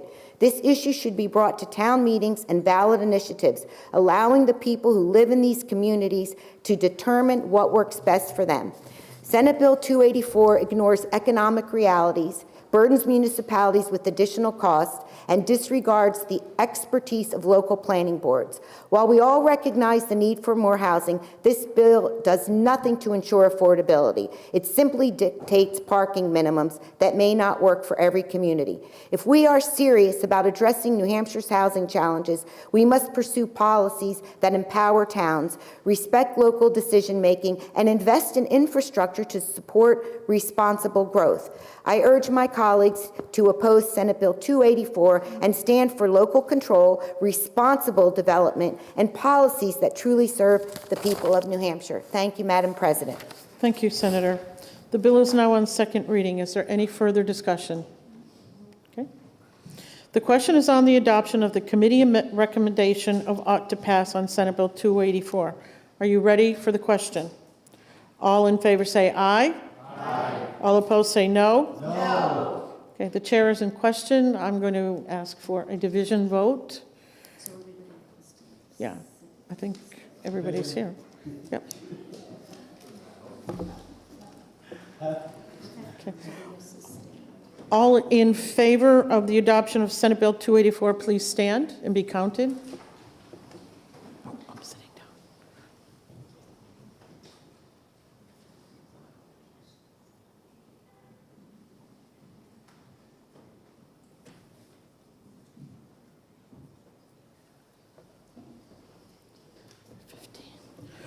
Okay, thank you. All of the noes, please stand. We win.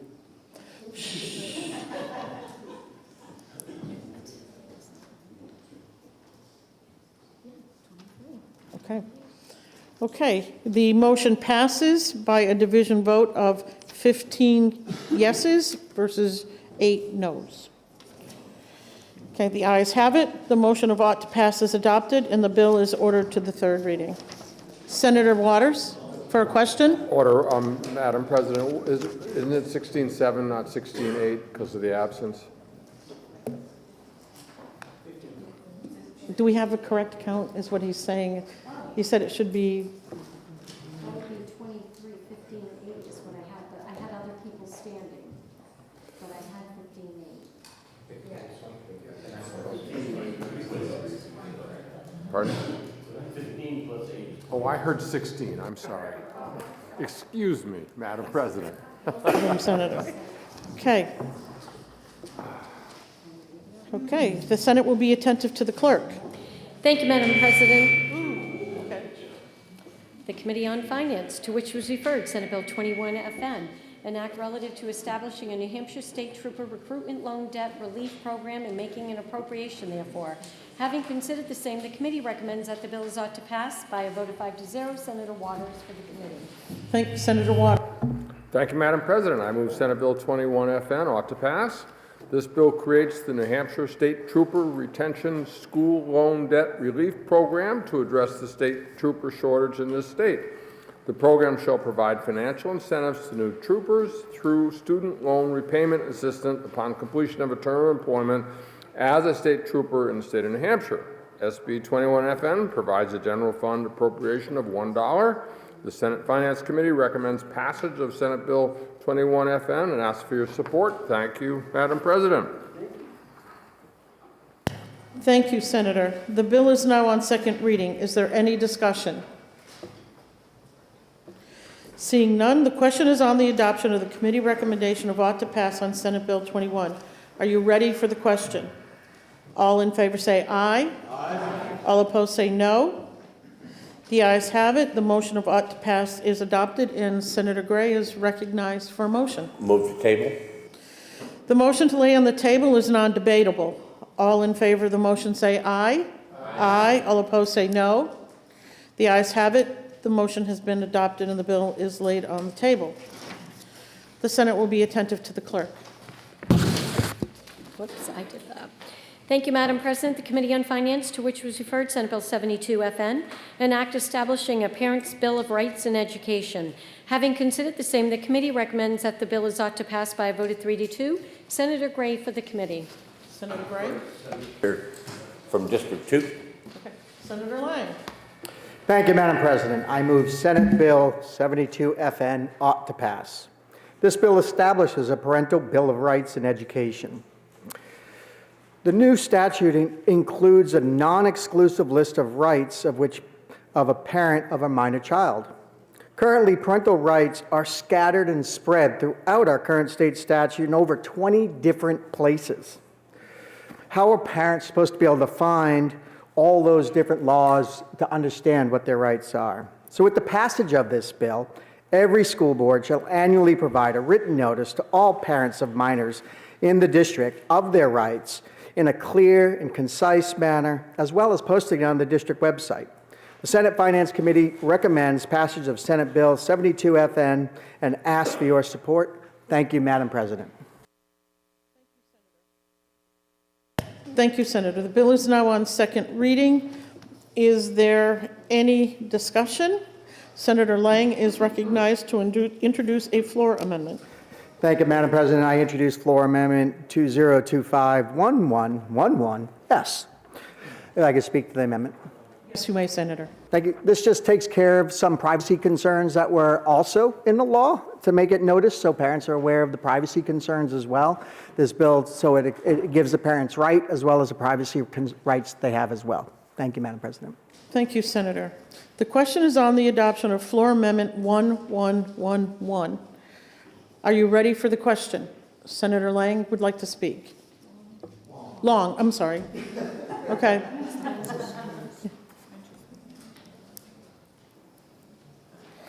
Senator, would you like to speak to the proposed amendment or the bill? Yeah, I have to. Okay. Thank you, Madam President. Thank you. So the question is on the adoption of floor amendment 1111. Are you ready for the question? All in favor of the floor amendment say aye. Aye. All opposed, no. The ayes have it. The floor amendment is adopted. The bill is still on second reading and open for further discussion and amendment. Senator Long. Thank you, Madam President. I rise in opposition to the motion of ought to pass on Senate Bill 72 as amended. I'll keep this brief as we've already discussed this bill extensively. The primary concern raised regarding the language within Senate Bill 72 is the standard of proof being set at clear and convincing evidence for a compelling state interest. We heard testimony from both citizens and fellow senators suggesting that lowering the standard of proof to preponderance of the evidence would provide teachers with the necessary protection to perform their jobs effectively. This change will alleviate concerns that school district employees could face lawsuits from reporting suspected abuse or neglect if they don't meet the higher standard of proof. While I have other concerns about the bill, the standard of proof is the one that stands out to me, as it could potentially have a negative impact on our school district employees' ability to fully perform their jobs. Thank you, Madam President. Thank you, Senator. The bill is still on second reading and open for further discussion and amendment. Okay, seeing none, and a roll call has been recommended by Senator Lang and seconded by Senator Birdsall. Will the senators please take their seats?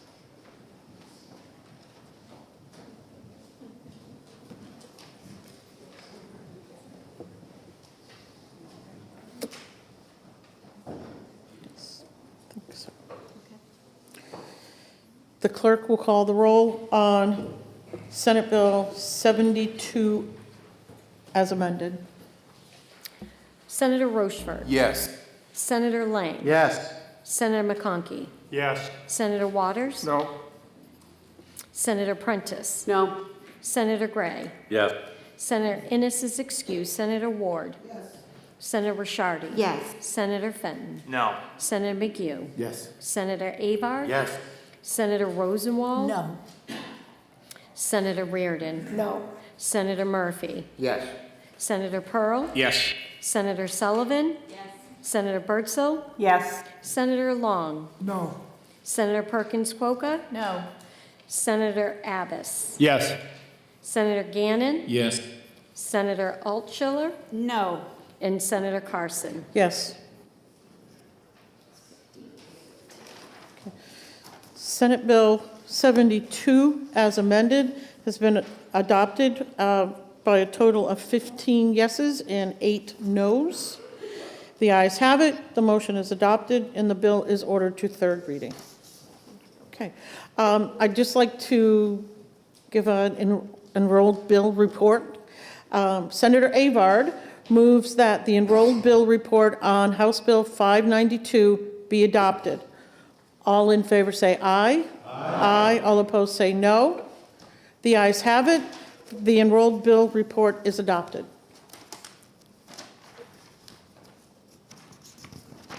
The Senate will be attentive to the clerk. Thank you, Madam President. The Committee on Finance, to which was referred Senate Bill 81FN, an act increasing the annual real estate transfer tax revenue contribution and making an appropriation to the Affordable Housing Fund. Having considered the same, the committee recommends that the bill is ought to pass by a vote of 5-0. Senator Gray for the committee. Senator Gray?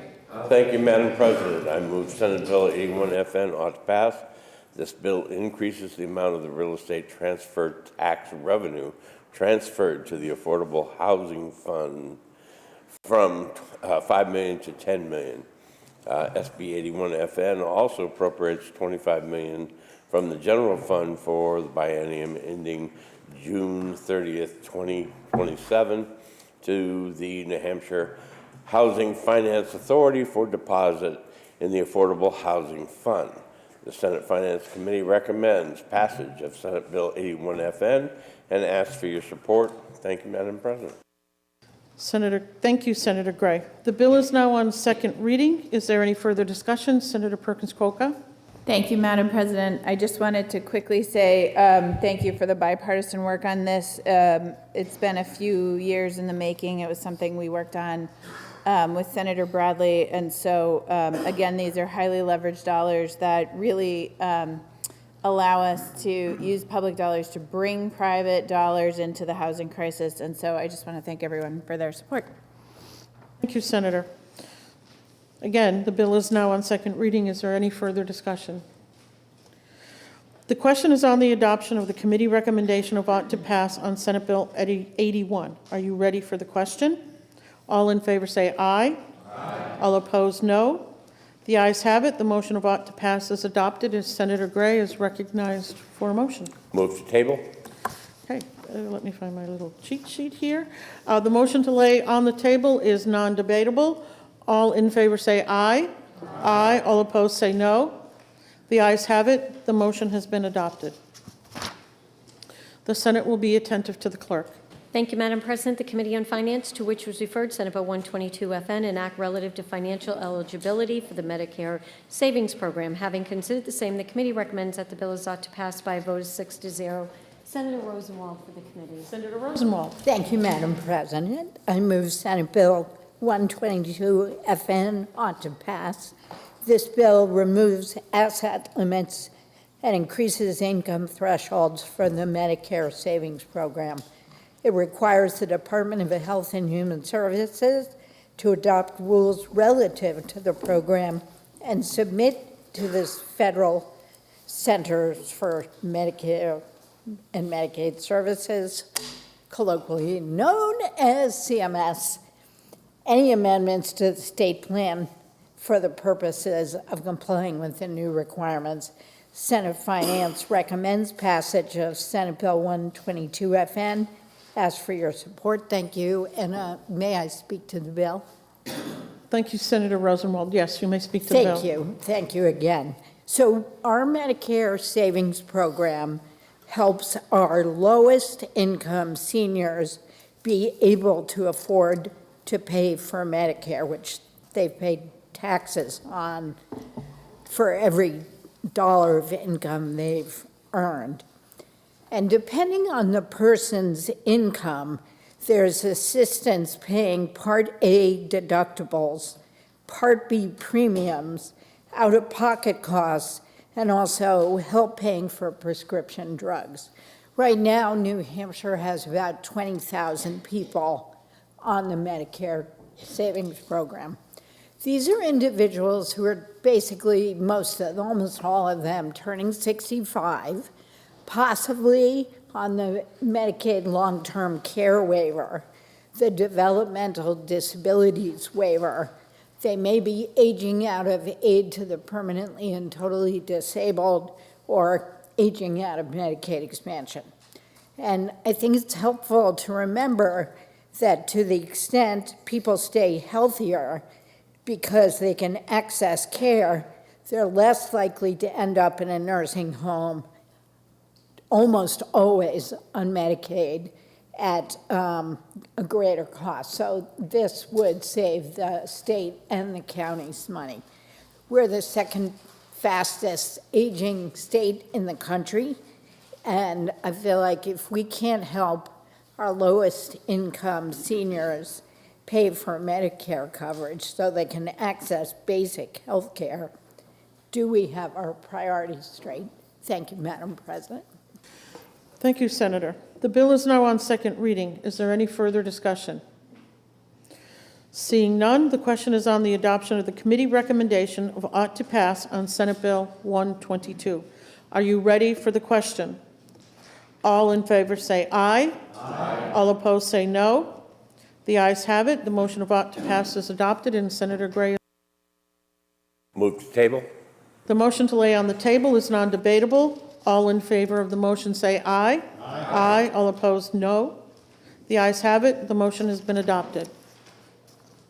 The Senate will be attentive to the clerk. Thank you, Madam President. The Committee on Finance, to which was referred Senate Bill 128 FN, an act relative to children's mental health services for persons 18 years age and younger. Having considered the same, the committee recommends that the bill is ought to pass by a vote of 6-0. Senator Birdsall for the committee. Senator Birdsall. Thank you, Madam President. I move Senate Bill 128 FN ought to pass. This bill creates an association for the purpose of collecting assessments to fund payments to care management entities for the provision of childhood behavioral health services.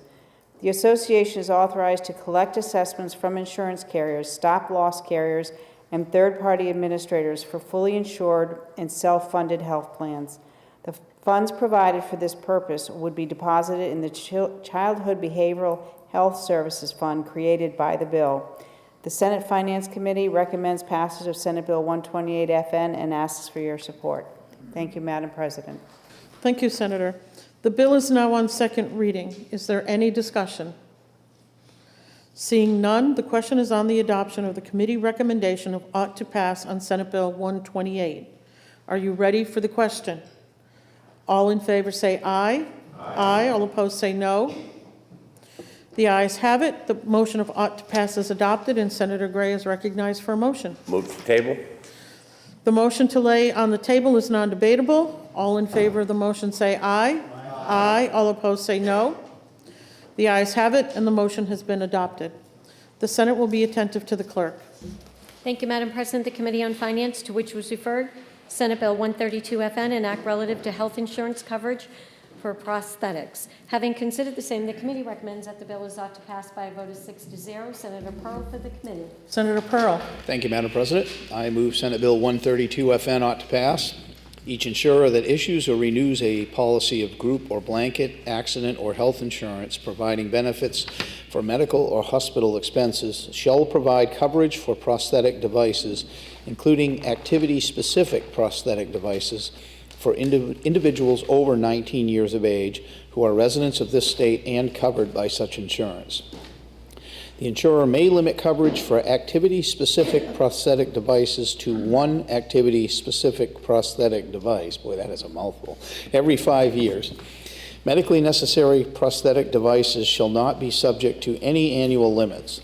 Current law requires such coverage for children's prosthetics. The Senate Finance Committee recommends passage of Senate Bill 132 FN and asks for your support. Thank you, Madam President. Thank you, Senator Pearl. The bill is now on second reading. Is there any discussion? Senator Gannon. Thank you, Madam Chair. I just want to thank the committee, specifically Senator Prentice, Senator Rochford, and Senator Birdsell for their bipartisan efforts on this bill about equity. Currently at age 18, a person will no longer receive the benefits to be able to get an extra arm and a leg so they can participate in a sports activity. So once every 5 years, they can have a sports-specific limb, and it's really going to pay for itself. The money, whatever money is spent, is going to keep a person healthier throughout their life and save money over the long term. So I just want to thank those three senators for their specific help. Thank you, Madam Chair. Thank you, Senator. The bill is now on second reading. Is there any further discussion? Seeing none, the question is on the adoption of the committee recommendation of ought to pass on Senate Bill 132. Are you ready for the question? All in favor say aye. Aye. All opposed, no. The ayes have it. The motion of ought to pass is adopted, and Senator Gray is recognized for a motion. Move to table. The motion to lay on the table is non-debatable. All in favor of the motion say aye. Aye. All opposed say no. No. The ayes have it. The motion has been adopted. The Senate will be attentive to the clerk. Thank you, Madam President. The Committee on Finance, to which was referred, Senate Bill 134 FN, an act relative to work requirements under the state Medicaid program. Having considered the same, the committee recommends that the bill is ought to pass by a vote of 4-2. Senator Gray for the committee. Senator Pearl. Thank you, Madam President. I move Senate Bill 134 FN ought to pass. This bill directs the Department of Health and Human Services to resubmit to the Center for Medicare and Medicaid Services a Section 1115 demonstration waiver to the state Medicaid plan relative to enforcing community engagement and work requirements as a condition of granted advantage eligibility. Prior to submitting the Section 1115 waiver to CMS, the Department shall submit the proposed waiver to the Fiscal Committee for approval. Senate Bill 134 FN also directs the Department to provide an annual report to the Legislature regarding the status of implementation. The Senate Finance Committee recommends passage of Senate Bill 134 FN and asks for your support. Thank you, Madam President. Thank you, Senator. The bill is now on second reading. Is there any discussion? Okay. Senator Rosenwald. Thank you very much, Madam President. I rise to oppose this motion. A work requirement just simply won't work. There are several reasons why I say this. First of all, 65% of our Medicaid expansion enrollees are already working. The majority of the rest are managing an illness, caring for children or parents, or seeking substance abuse treatment that will enable them to join the workforce again. And those are statutorily laid out as countable activities or exemptions. Additionally, the average length of time someone is enrolled in New Hampshire's Medicaid expansion is 9 months. This is further confirmation that the program is a bridge between jobs, not a permanent situation. There's high-quality national data indicating that work requirements in Medicaid do not increase the number of people working. They only lead to decreased enrollment. Georgia, for example, recently implemented a work requirement as they expanded Medicaid, and it hasn't gone well. Only 2% of the eligible population has enrolled. This is due to administrative burdens and application backlogs. The administrative burden played out in New Hampshire when we tried 6 years ago to implement a work requirement. That attempt cost the state over close to $4.5 million, and if we had continued it, would have cost $6 million. We made phone calls, sent notices through the mail, hired expensive vendors, held public meetings, and even sent state employees out to knock on doors away from their normal duties and possibly trespassing on private property. Their contact rate with people they thought might not be exempt from the work requirement was minuscule. And when I say minuscule, it was 1%. That's not surprising because the vast majority of enrollees were working. Looked at another way, implementing the work requirement will cost more than it will save. We will have to change our hardware systems and divert state resources. What will happen for sure is enrollees who lose coverage because they can't leap through the hoops the state is requiring will lose access to coverage for substance abuse disorder treatment and overdose deaths, which have been declining in New Hampshire, will start rising again. So work requirements don't lead to more people working. They just lead to fewer people with health coverage. It's an inefficient use of state resources, and I hope we will vote down this motion, and I request a roll call. Thank you, Madam President.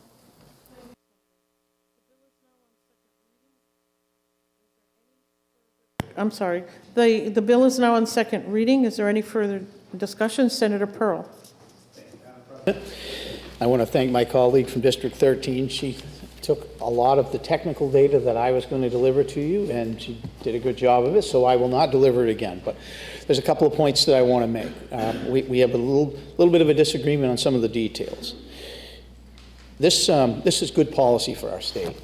I mean, we are a state that is built around the ethics of working and working hard for the things that we have. And this program is a good program. It serves a lot of folks, but it's meant to be a bridge, not a destination. This is a really important part. So one of the points that I want to make, we've done a little digging on the dollars that are spent on this program, and my colleague from District 13 is correct. There will be some changes that have to be made.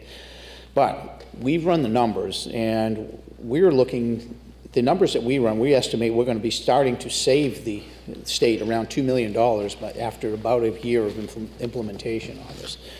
And there are a lot of exemptions that are available.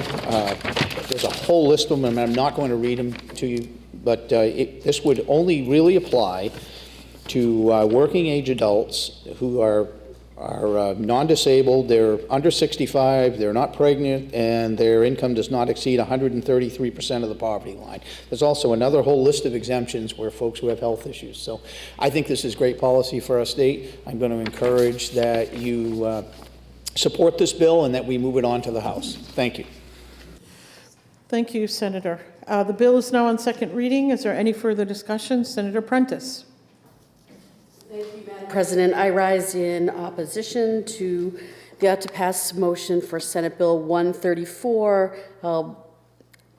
I just want to speak very briefly to the human side of this conversation that I have had a front row seat to, not only in working in emergency departments, but in serving in this body and specifically on Senate Health and Human Services, where we have we've worked on the granted advantage, and we've talked about this work requirement, and we have met the people who benefit from access to health care through Medicaid. And, I believe that the bridge, from the Senator from District 17's point about this being a bridge is true. And what we heard is that this bridge allows people the time to get healthy so that they can go back to work where they would rather be. And then when they transition over that bridge and they go back to work, they move to commercial, private health insurance. They are no longer on the state Medicaid plan. We heard from Michelle Lawrence. I've heard from her twice. One in 2 years, the last 2 years, I've heard from her in separate hearings. She's from Henniker. She's a cancer survivor. And I understand that there are exceptions here, but let's just talk through this. She is a woman who had cancer, had to leave her full-time job because she was so sick she couldn't work. And if it wasn't for the granted advantage, she wouldn't be able to pay her bills. She had to choose between, should I pay rent or should I pay these medical bills? How am I going to get by? And when she had access to Medicaid, she had access to health care, and she was able to get healthy, and now has a full-time job and she's on a commercial health insurance plan. That's the bridge that we seek to cross. And the danger in not keeping this the way that it is and adding these requirements, regardless, I appreciate the exceptions, is who could potentially drop from that. The last story I'll tell very briefly is from the North Country. We had, I believe it was it's either NextGen or ProGen, came in to speak to us about his ability to bring in workers, because he was able to. They were folks who had struggled with mental health and substance abuse issues, that they were able to get access to Medicaid, that they were able to get healthy, and they were able to come to work for him, full-time job, supporting the economy in the North Country. So those are just some examples on the human side of this, of that bridge that I believe is so important for our health care, for access to health care, and for our entire health care system. Thank you, Madam President. Thank you, Senator. The bill is now on second reading. Is there any further discussion? Senator Rosenwald is recognized to speak a second time. Thank you. Thank you, Madam President. Thank you to my colleague from District 17. I think his estimate of saving $2 million doesn't take into account financial impacts on the healthcare system and our state revenues that goes beyond Medicaid expansion. And specifically, as the department estimates that possibly 30% of the population could be subject to the work and community engagement requirement. And he's correct, we have a lot of exemptions and carve-outs. There are a lot of countable activities, but 30% of the population could have to demonstrate every single month that they were participating in these activities for 100 hours per month. No other state has that high level. That's more than half-time work. But the financial impacts of potentially 30% of enrollees losing coverage, at least for some time during the 9 months they'd typically be on the program, will lead to an increased drain on our finances to pay for uncompensated care, and will also drive down, dare I say it, Medicaid enhancement tax revenues, which is a subject we've been discussing, because Medicaid is simply underpins our entire healthcare system. The last thing I will say is that some portion of a population that is disenrolled will end up buying individual market private insurance because their health status is worse, and we know this from the carriers, that will make commercial premiums rise. So, thank you, Madam President. Thank you, Senator. The bill is now on second reading. Senator Prentice has a question of the Senator from District 13. Thank you. Hi. Senator, thank you for taking my question. Would you agree, when talking about uncompensated care, that those that fall out of the Medicaid program, the potential for those that fall out of the Medicaid program based on this work requirement, will end up seeking care in our state's emergency departments? Absolutely, because EMTALA requires every person who gets sick and goes to a hospital to be treated to the point of stabilization and transfer.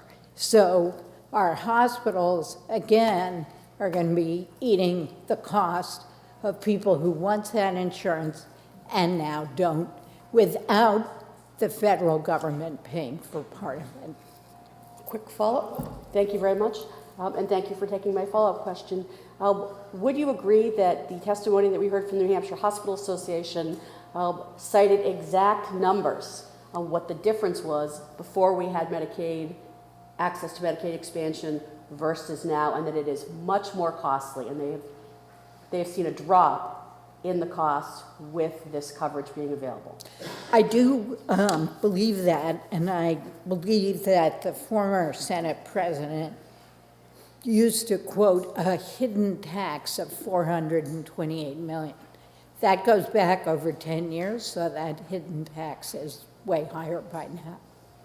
Thank you, Senator. Thank you, Madam President. Thank you, Senator. The bill is now on second reading. Is there any further discussion? The question is on the adoption of the committee recommendation of ought to pass on Senate Bill 134. Are you ready for the question? A roll call has been requested by Senator Rosenwald, seconded by Senator Perkins-Coker.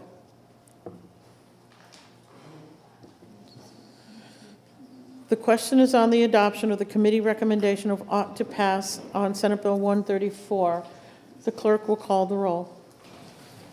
Senator Rochefort? Yes. Senator Lang? Yes. Senator McConkey? Yes. Senator Waters? Nope. Senator Prentice? No. Senator Gray? Yes.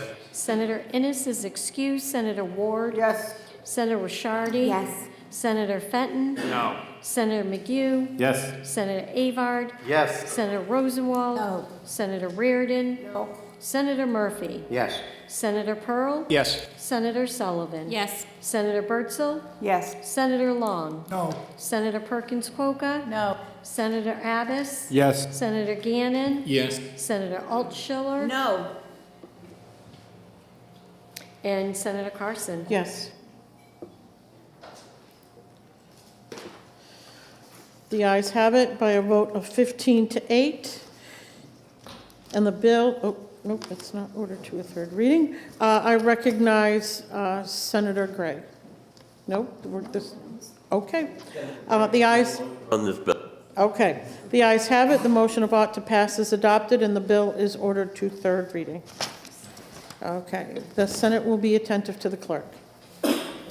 Thank you, Madam President. The Committee on Finance, to which was referred, Senate Bill 137 FN, an act relative to hospital stays covered under the state Medicaid plan. Having considered the same, the committee recommends that the bill is ought to pass by a vote of 6-0. Senator Bertzel. Senator Bertzel. Thank you, Madam President. I move Senate Bill 137 FN ought to pass. This bill directs the Department of Health and Human Services to establish an administrative day rate and swing bed rate under the state Medicaid plan for certain hospital stays for parents of newborns.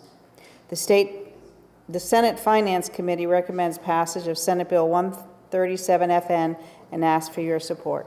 Thank you, Madam President. Thank you, Senator. The bill is now on second reading. Is there any discussion? Okay, seeing none, the question is on the adoption of the committee recommendation of ought to pass on Senate Bill 137. Are you ready for the question? All in favor say aye. Aye. All opposed say no. The ayes have it. The motion of ought to pass is adopted, and I recognize Senator Gray for a motion. Table. The motion to lay on the table is non-debatable. All in favor of the motion say aye. Aye. All opposed, no. The ayes have it. The motion has been adopted. The Senate will be attentive to the clerk. Thank you, Madam President. The Committee on Finance, to which was referred Senate Bill 181FN, an act relative to workers' compensation for firefighters with cancer. Having considered the same, the committee recommends that the bill is ought to pass by a vote of 6-0. Senator Birdsall for the committee. Senator Birdsall. Thank you, Madam President. I move Senate Bill 181FN ought to pass. This bill expands the presumption that heart or lung disease is occupationally related to firefighters unless there is clear and convincing evidence to the contrary. It also mandates the payment of workers' compensation benefits within a specified time frame for such cases. The Senate Finance Committee recommends passage of Senate Bill 181FN and asks for your support. Thank you, Madam President. Thank you, Senator. The bill is now on second reading. Is there any discussion? Senator Perkins-Coker. Thank you, Madam President. I just wanted to once again rise to thank the body for the bipartisan work on this bill. Our firefighters are on the front lines of many of the most important crises that arise in our communities, and this is just one further way to support them. There were claims that were being denied when they were going through processing, so I'm just glad to see the work on this bill. Thanks very much. Thank you, Senator. The bill is now on second reading. Is there any further discussion? Seeing none, the question is on the adoption of the committee recommendation of ought to pass on Senate Bill 181. Are you ready for the question? All in favor say aye. Aye. All opposed say no. The ayes have it. The motion of ought to pass is adopted, and Senator Gray is recognized for a motion. Move to table. The motion to lay on the table is non-debatable. All in favor of the motion say aye. Aye. All opposed, no. The ayes have it. The motion has been adopted. The Senate will be attentive to the clerk. Thank you, Madam President. The Committee on Finance, to which was referred Senate Bill 199FN, an act relative to establishing a new recruitment and retention program for New Hampshire state troopers. Having considered the same, the committee recommends that the bill is ought to pass by a vote of 6-0. Senator Waters for the committee. Senator Waters. Thank you, Madam President. I move Senate Bill 199FN ought to pass. This bill creates a new recruitment and retention program for New Hampshire state troopers and provides authority for the Department of Safety to make requests of the Joint Legislative Fiscal Committee to transfer funds from the Highway Fund or other available funds for the purpose of the program.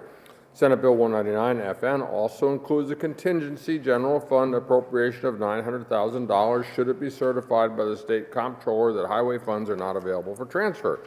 The Senate Finance Committee recommends passage of SB 199FN and asks for your support. Thank you, Madam President. Thank you, Senator. The bill is now on second reading. Is there any discussion? Seeing none, the question is on the adoption of the committee recommendation of ought to pass on Senate Bill 99. Are you ready for the question? All in favor say aye. Yes. Please stand, Senator. I believe that the president said 99 instead of 199, and I just want to make that correction. Oh, okay. I have 199 here. Okay, I made a mistake. Thank you for the correction, Senator. Okay, the question is on the adoption of the committee recommendation of ought to pass on Senate Bill 199. Are you ready for the question? All in favor say aye. Aye. All opposed say no. The ayes have it. The motion of ought to pass is adopted. I recognize Senator Gray. Move to table. The motion to lay on the table is non-debatable. All in favor of the motion say aye. Aye. All opposed, no. The ayes have it. The motion is adopted. The Senate will be in recess for a minute.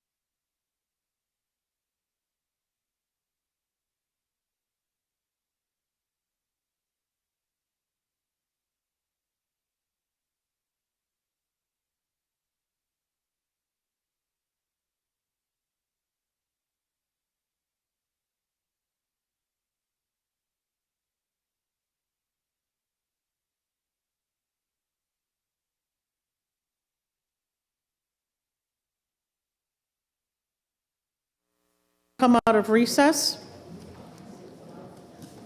The Senate will be attentive to the clerk.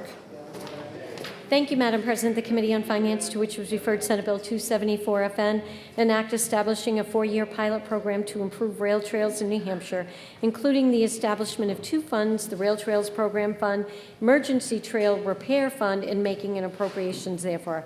Having considered the same, the committee recommends that the bill is ought to pass by a vote of 6-0. Senator Gray for the committee. Senator Gray. Thank you, Madam President. I move Senate Bill 274FN ought to pass. This bill first transfers ownership of 4 rail corridors and all duties and responsibilities therefore to the Department of Natural and Cultural Resources. Second, establishes a pilot program to improve the rail trails in the 4 rail corridors. Third, it establishes the Rail Trail Program Fund and the Rail Trail Emergency Fund. And fourth, it makes an appropriation to the Bureau of Trails for the establishment of the fund. The Senate Finance Committee recommends ought to pass on Senate Bill 274FN and asks for your support. Thank you, Madam President. Thank you, Senator. The bill is now on second reading. Is there any discussion? The question is on the adoption of the committee recommendation of ought to pass on Senate Bill 274. Are you ready for the question? All in favor say aye. Aye. All opposed say no. The ayes have it. The motion of ought to pass is adopted, and Senator Pearl is recognized for a motion. Move to table. The motion to lay on the table is non-debatable. All in favor of the motion say aye. Aye. All opposed, no. The ayes have it. The motion has been adopted. The Senate will be attentive to the clerk. Thank you, Madam President. The Committee on Finance, to which was referred Senate Bill 276FN, an act relative to raising the research and development tax credit. Having considered the same, the committee recommends that the bill is ought to pass by a vote of 6-0. Senator Gray for the committee. Senator Gray. Thank you, Madam President. I move Senate Bill 276FN ought to pass. This bill increases the total of the research and development tax credits to be claimed in any fiscal year from $7 million to $10 million. Senate Bill 276FN would also increase the maximum credit amount allowed per entity from $50,000 to $100,000 effective July the 1st, 2026. The Senate Finance Committee recommends passage of Senate Bill 276FN and asks for your support. Thank you, Madam President. Thank you, Senator. The bill is now on second reading. Is there any discussion? Seeing none, the question is on the adoption of the committee recommendation of ought to pass on Senate Bill 276. Are you ready for the question? All in favor say aye. Aye. All opposed say no. The ayes have it. The motion of ought to pass is adopted, and Senator Pearl is recognized for a motion. Move to table. The motion to lay on the table is non-debatable. All in favor of the motion say aye. Aye. All opposed, no. The ayes have it. The motion has been adopted. The Senate will be attentive to the clerk. Thank you, Madam President. The Committee on Finance, to which was referred Senate Bill 286FN, an act creating the New Hampshire Office of Film and Creative Media. Having considered the same, the committee recommends that the bill is ought to pass by a vote of 6-0. Senator Gray for the committee. Senator Gray. Thank you, Madam President. I, in place of Senator Innis, which I know wanted to take this bill out, move that 286FN ought to pass. This bill establishes the Office of Film and Creative Media within the Department of Business and Economic Affairs. The office responsibilities include connecting New Hampshire's film and media industry, serving as a point of contact for production companies, providing information on tax incentives, maintaining databases of industrial professionals, opportunities, and promoting New Hampshire as a filming destination. Additionally, this bill creates 2 BET credits for film and motion picture production companies. Senate Bill 286FN appropriates $500,000 for the fiscal year ending June of 2026 and $500,000 for the fiscal year ending June 2027 to the Department of Business and Economic Affairs to fund the new office. These funds are non-lapsing, The Senate Finance Committee recommends passage of Senate Bill 286 FN and asks for your support. Thank you, Madam President. Thank you, Senator. The bill is now on second reading. Is there any discussion? Seeing none, the question is on the adoption of the committee recommendation of ought to pass on Senate Bill 286. Are you ready for the question? All in favor say aye. Aye. All opposed say no. The ayes have it. The motion of ought to pass is adopted, and I recognize Senator Pearl for a motion. Well, I am replacing Senator Gray, who I knew wanted to move to table this, so I'll move to table. Thank you, Senator. The motion to lay on the table is non-debatable. All in favor of the motion say aye. Aye. All opposed, no. The ayes have it. The motion has been adopted. The Senate will be attentive to the clerk. Thank you, Madam President. The Committee on Judiciary, to which was referred Senate Bill 263, an act criminalizing and creating a private right of action for the facilitation, encouragement, offer, solicitation, or recommendation of certain acts or actions through a responsive generative communication to a child. Having considered the same, the committee recommends that the bill is ought to pass with an amendment by a vote of 4-0. Senator Abbas for the committee. Senator Abbas. Thank you, Madam President. On behalf of the Senate Judiciary Committee, I move Senate Bill 263 ought to pass with amendment. As amended, Senate Bill 263 establishes criminal penalties in a private right of action relative to certain communications and content generated towards children. Degenerative responses towards a child that may facilitate, encourage, solicit, or offer any sexual, violent, or drug-related content shall be considered child endangerment, ultimately subject to prosecution and/or a private right of action. I respectfully ask that you join the Senate Judiciary Committee in supporting the pending motion so we may sufficiently address the issues facing our children. Thank you, Madam President. Thank you, Senator. The bill is now on second reading. The first order of business is the committee amendment. Is there any discussion on the committee amendment? Okay. Seeing none, are you ready for the question? All in favor say aye. Aye. Aye. Opposed, no. Okay, the ayes have it, and the committee amendment is adopted. The bill is on second reading. Is there any further discussion or amendment? Seeing none, the question is on the adoption of ought to pass as amended on Senate Bill 263. Are you ready for the question? All in favor say aye. Aye. All opposed, no. The ayes have it. The motion of ought to pass as amended is adopted, and the bill is ordered to third reading. The Senate will be attentive to the clerk. Thank you, Madam President. The Committee on Transportation, to which was referred Senate Bill 157 FN, an act relative to inspection and registration of certain fleet vehicles and necessary amendments and administrative rules regarding the state implementation plan.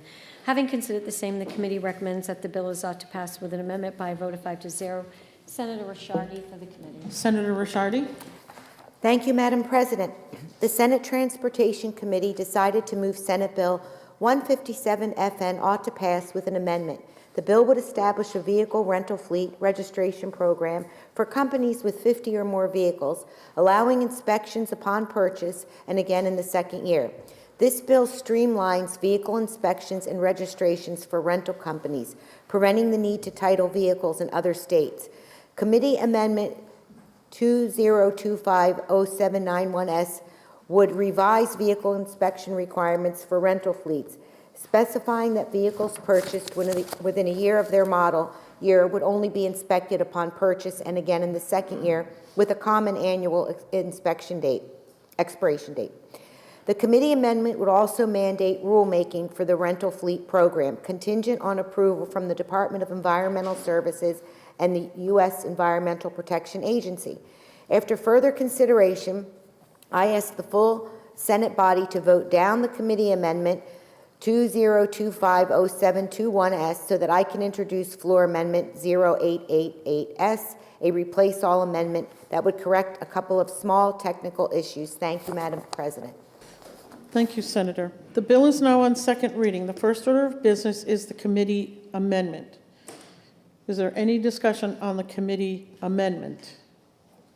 We've had a request to vote down the committee amendment so that another amendment can be offered. So if you support voting down the committee amendment, voting for the committee amendment, you're going to vote yes. If you support not adopting the committee amendment so another motion can come forward, you're going to be saying no. Okay, I got that right. So the question is on the adoption of the committee amendment. Are you ready for the question? All in favor say aye.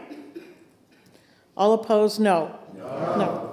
The noes have it, and the committee amendment fails. The bill is on second reading. Is there any further discussion or amendment? Senator Ricciardi. Thank you, Madam President. Just a technical issue. There was the word waiver, and it needed to be inspection. And that's really all the amendment does. And move the amendment. Oh, I move the amendment 0888S ought to pass. Okay, sorry, I was explaining it. Thank you, Senator. Floor Amendment 0888S has been proposed. Is there any further discussion on the amendment? Okay. Seeing none, the question is on the adoption of Floor Amendment 0888S. Are you ready for the question? All in favor of the floor amendment, say aye. Aye. All opposed, no. The ayes have it. The floor amendment is adopted. The bill is on second reading and open for further discussion and amendment. Seeing none, the question is on the adoption of ought to pass as amended on Senate Bill 157. Are you ready for the question? All in favor say aye. Aye. All opposed, no. The ayes have it. The motion is adopted, and the bill is ordered to the Committee on Finance. We are at the conclusion of... Yes, order to the Committee on Finance. Order? Yes. I believe that if we look in the FN report, it was previously waived. Okay, thank you. Senate Bill 157 is ordered to third reading. You're welcome. So we are at the conclusion of the regular calendar, and we'll take up the bill that has been removed from the consent calendar. The Senate will be attentive to the clerk.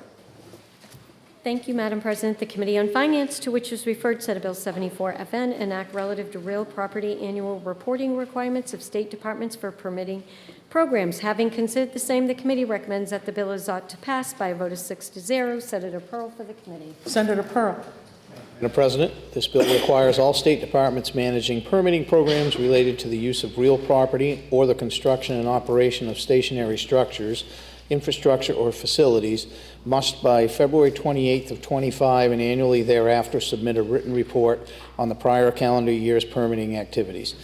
And if I may, Madam President, there's a technical error in this bill, and I have a floor amendment to correct it. Thank you, Senator. The bill is on second reading. Is there any discussion? And Senator Pearl, you are recognized to introduce floor amendment number 0975. Thank you, Madam President. Yeah, we had a technical error in this on the date. If you caught in the blurb, we can't require them to report on February 28th of 2025 since that date has already passed. So the amendment you have in front of you would correct that so that they would be reporting on February 28th of 2026. I would appreciate your support. Thank you. Thank you, Senator. The question is on the adoption of floor amendment number 0975. Is there any further discussion on the floor amendment? Are you ready for the question? All in favor say aye. Aye. Aye. All opposed, no. The ayes have it. The floor amendment is adopted. The bill is still on second reading and open for further discussion and amendment. Seeing none, the question is on the adoption of ought to pass as amended on Senate Bill 74. Are you ready for the question? All in favor say aye. Aye. Aye. All opposed, no. The ayes have it, and the bill is ordered to the third reading. At this point, I'm going to step down because I have to leave. So I'm going to ask Senator Abbas to come up and take us through the last part of the day. I want to thank you all very much for all your hard work and your attention to the calendar today. and we will see you next week. Thank you. Senator Abbas?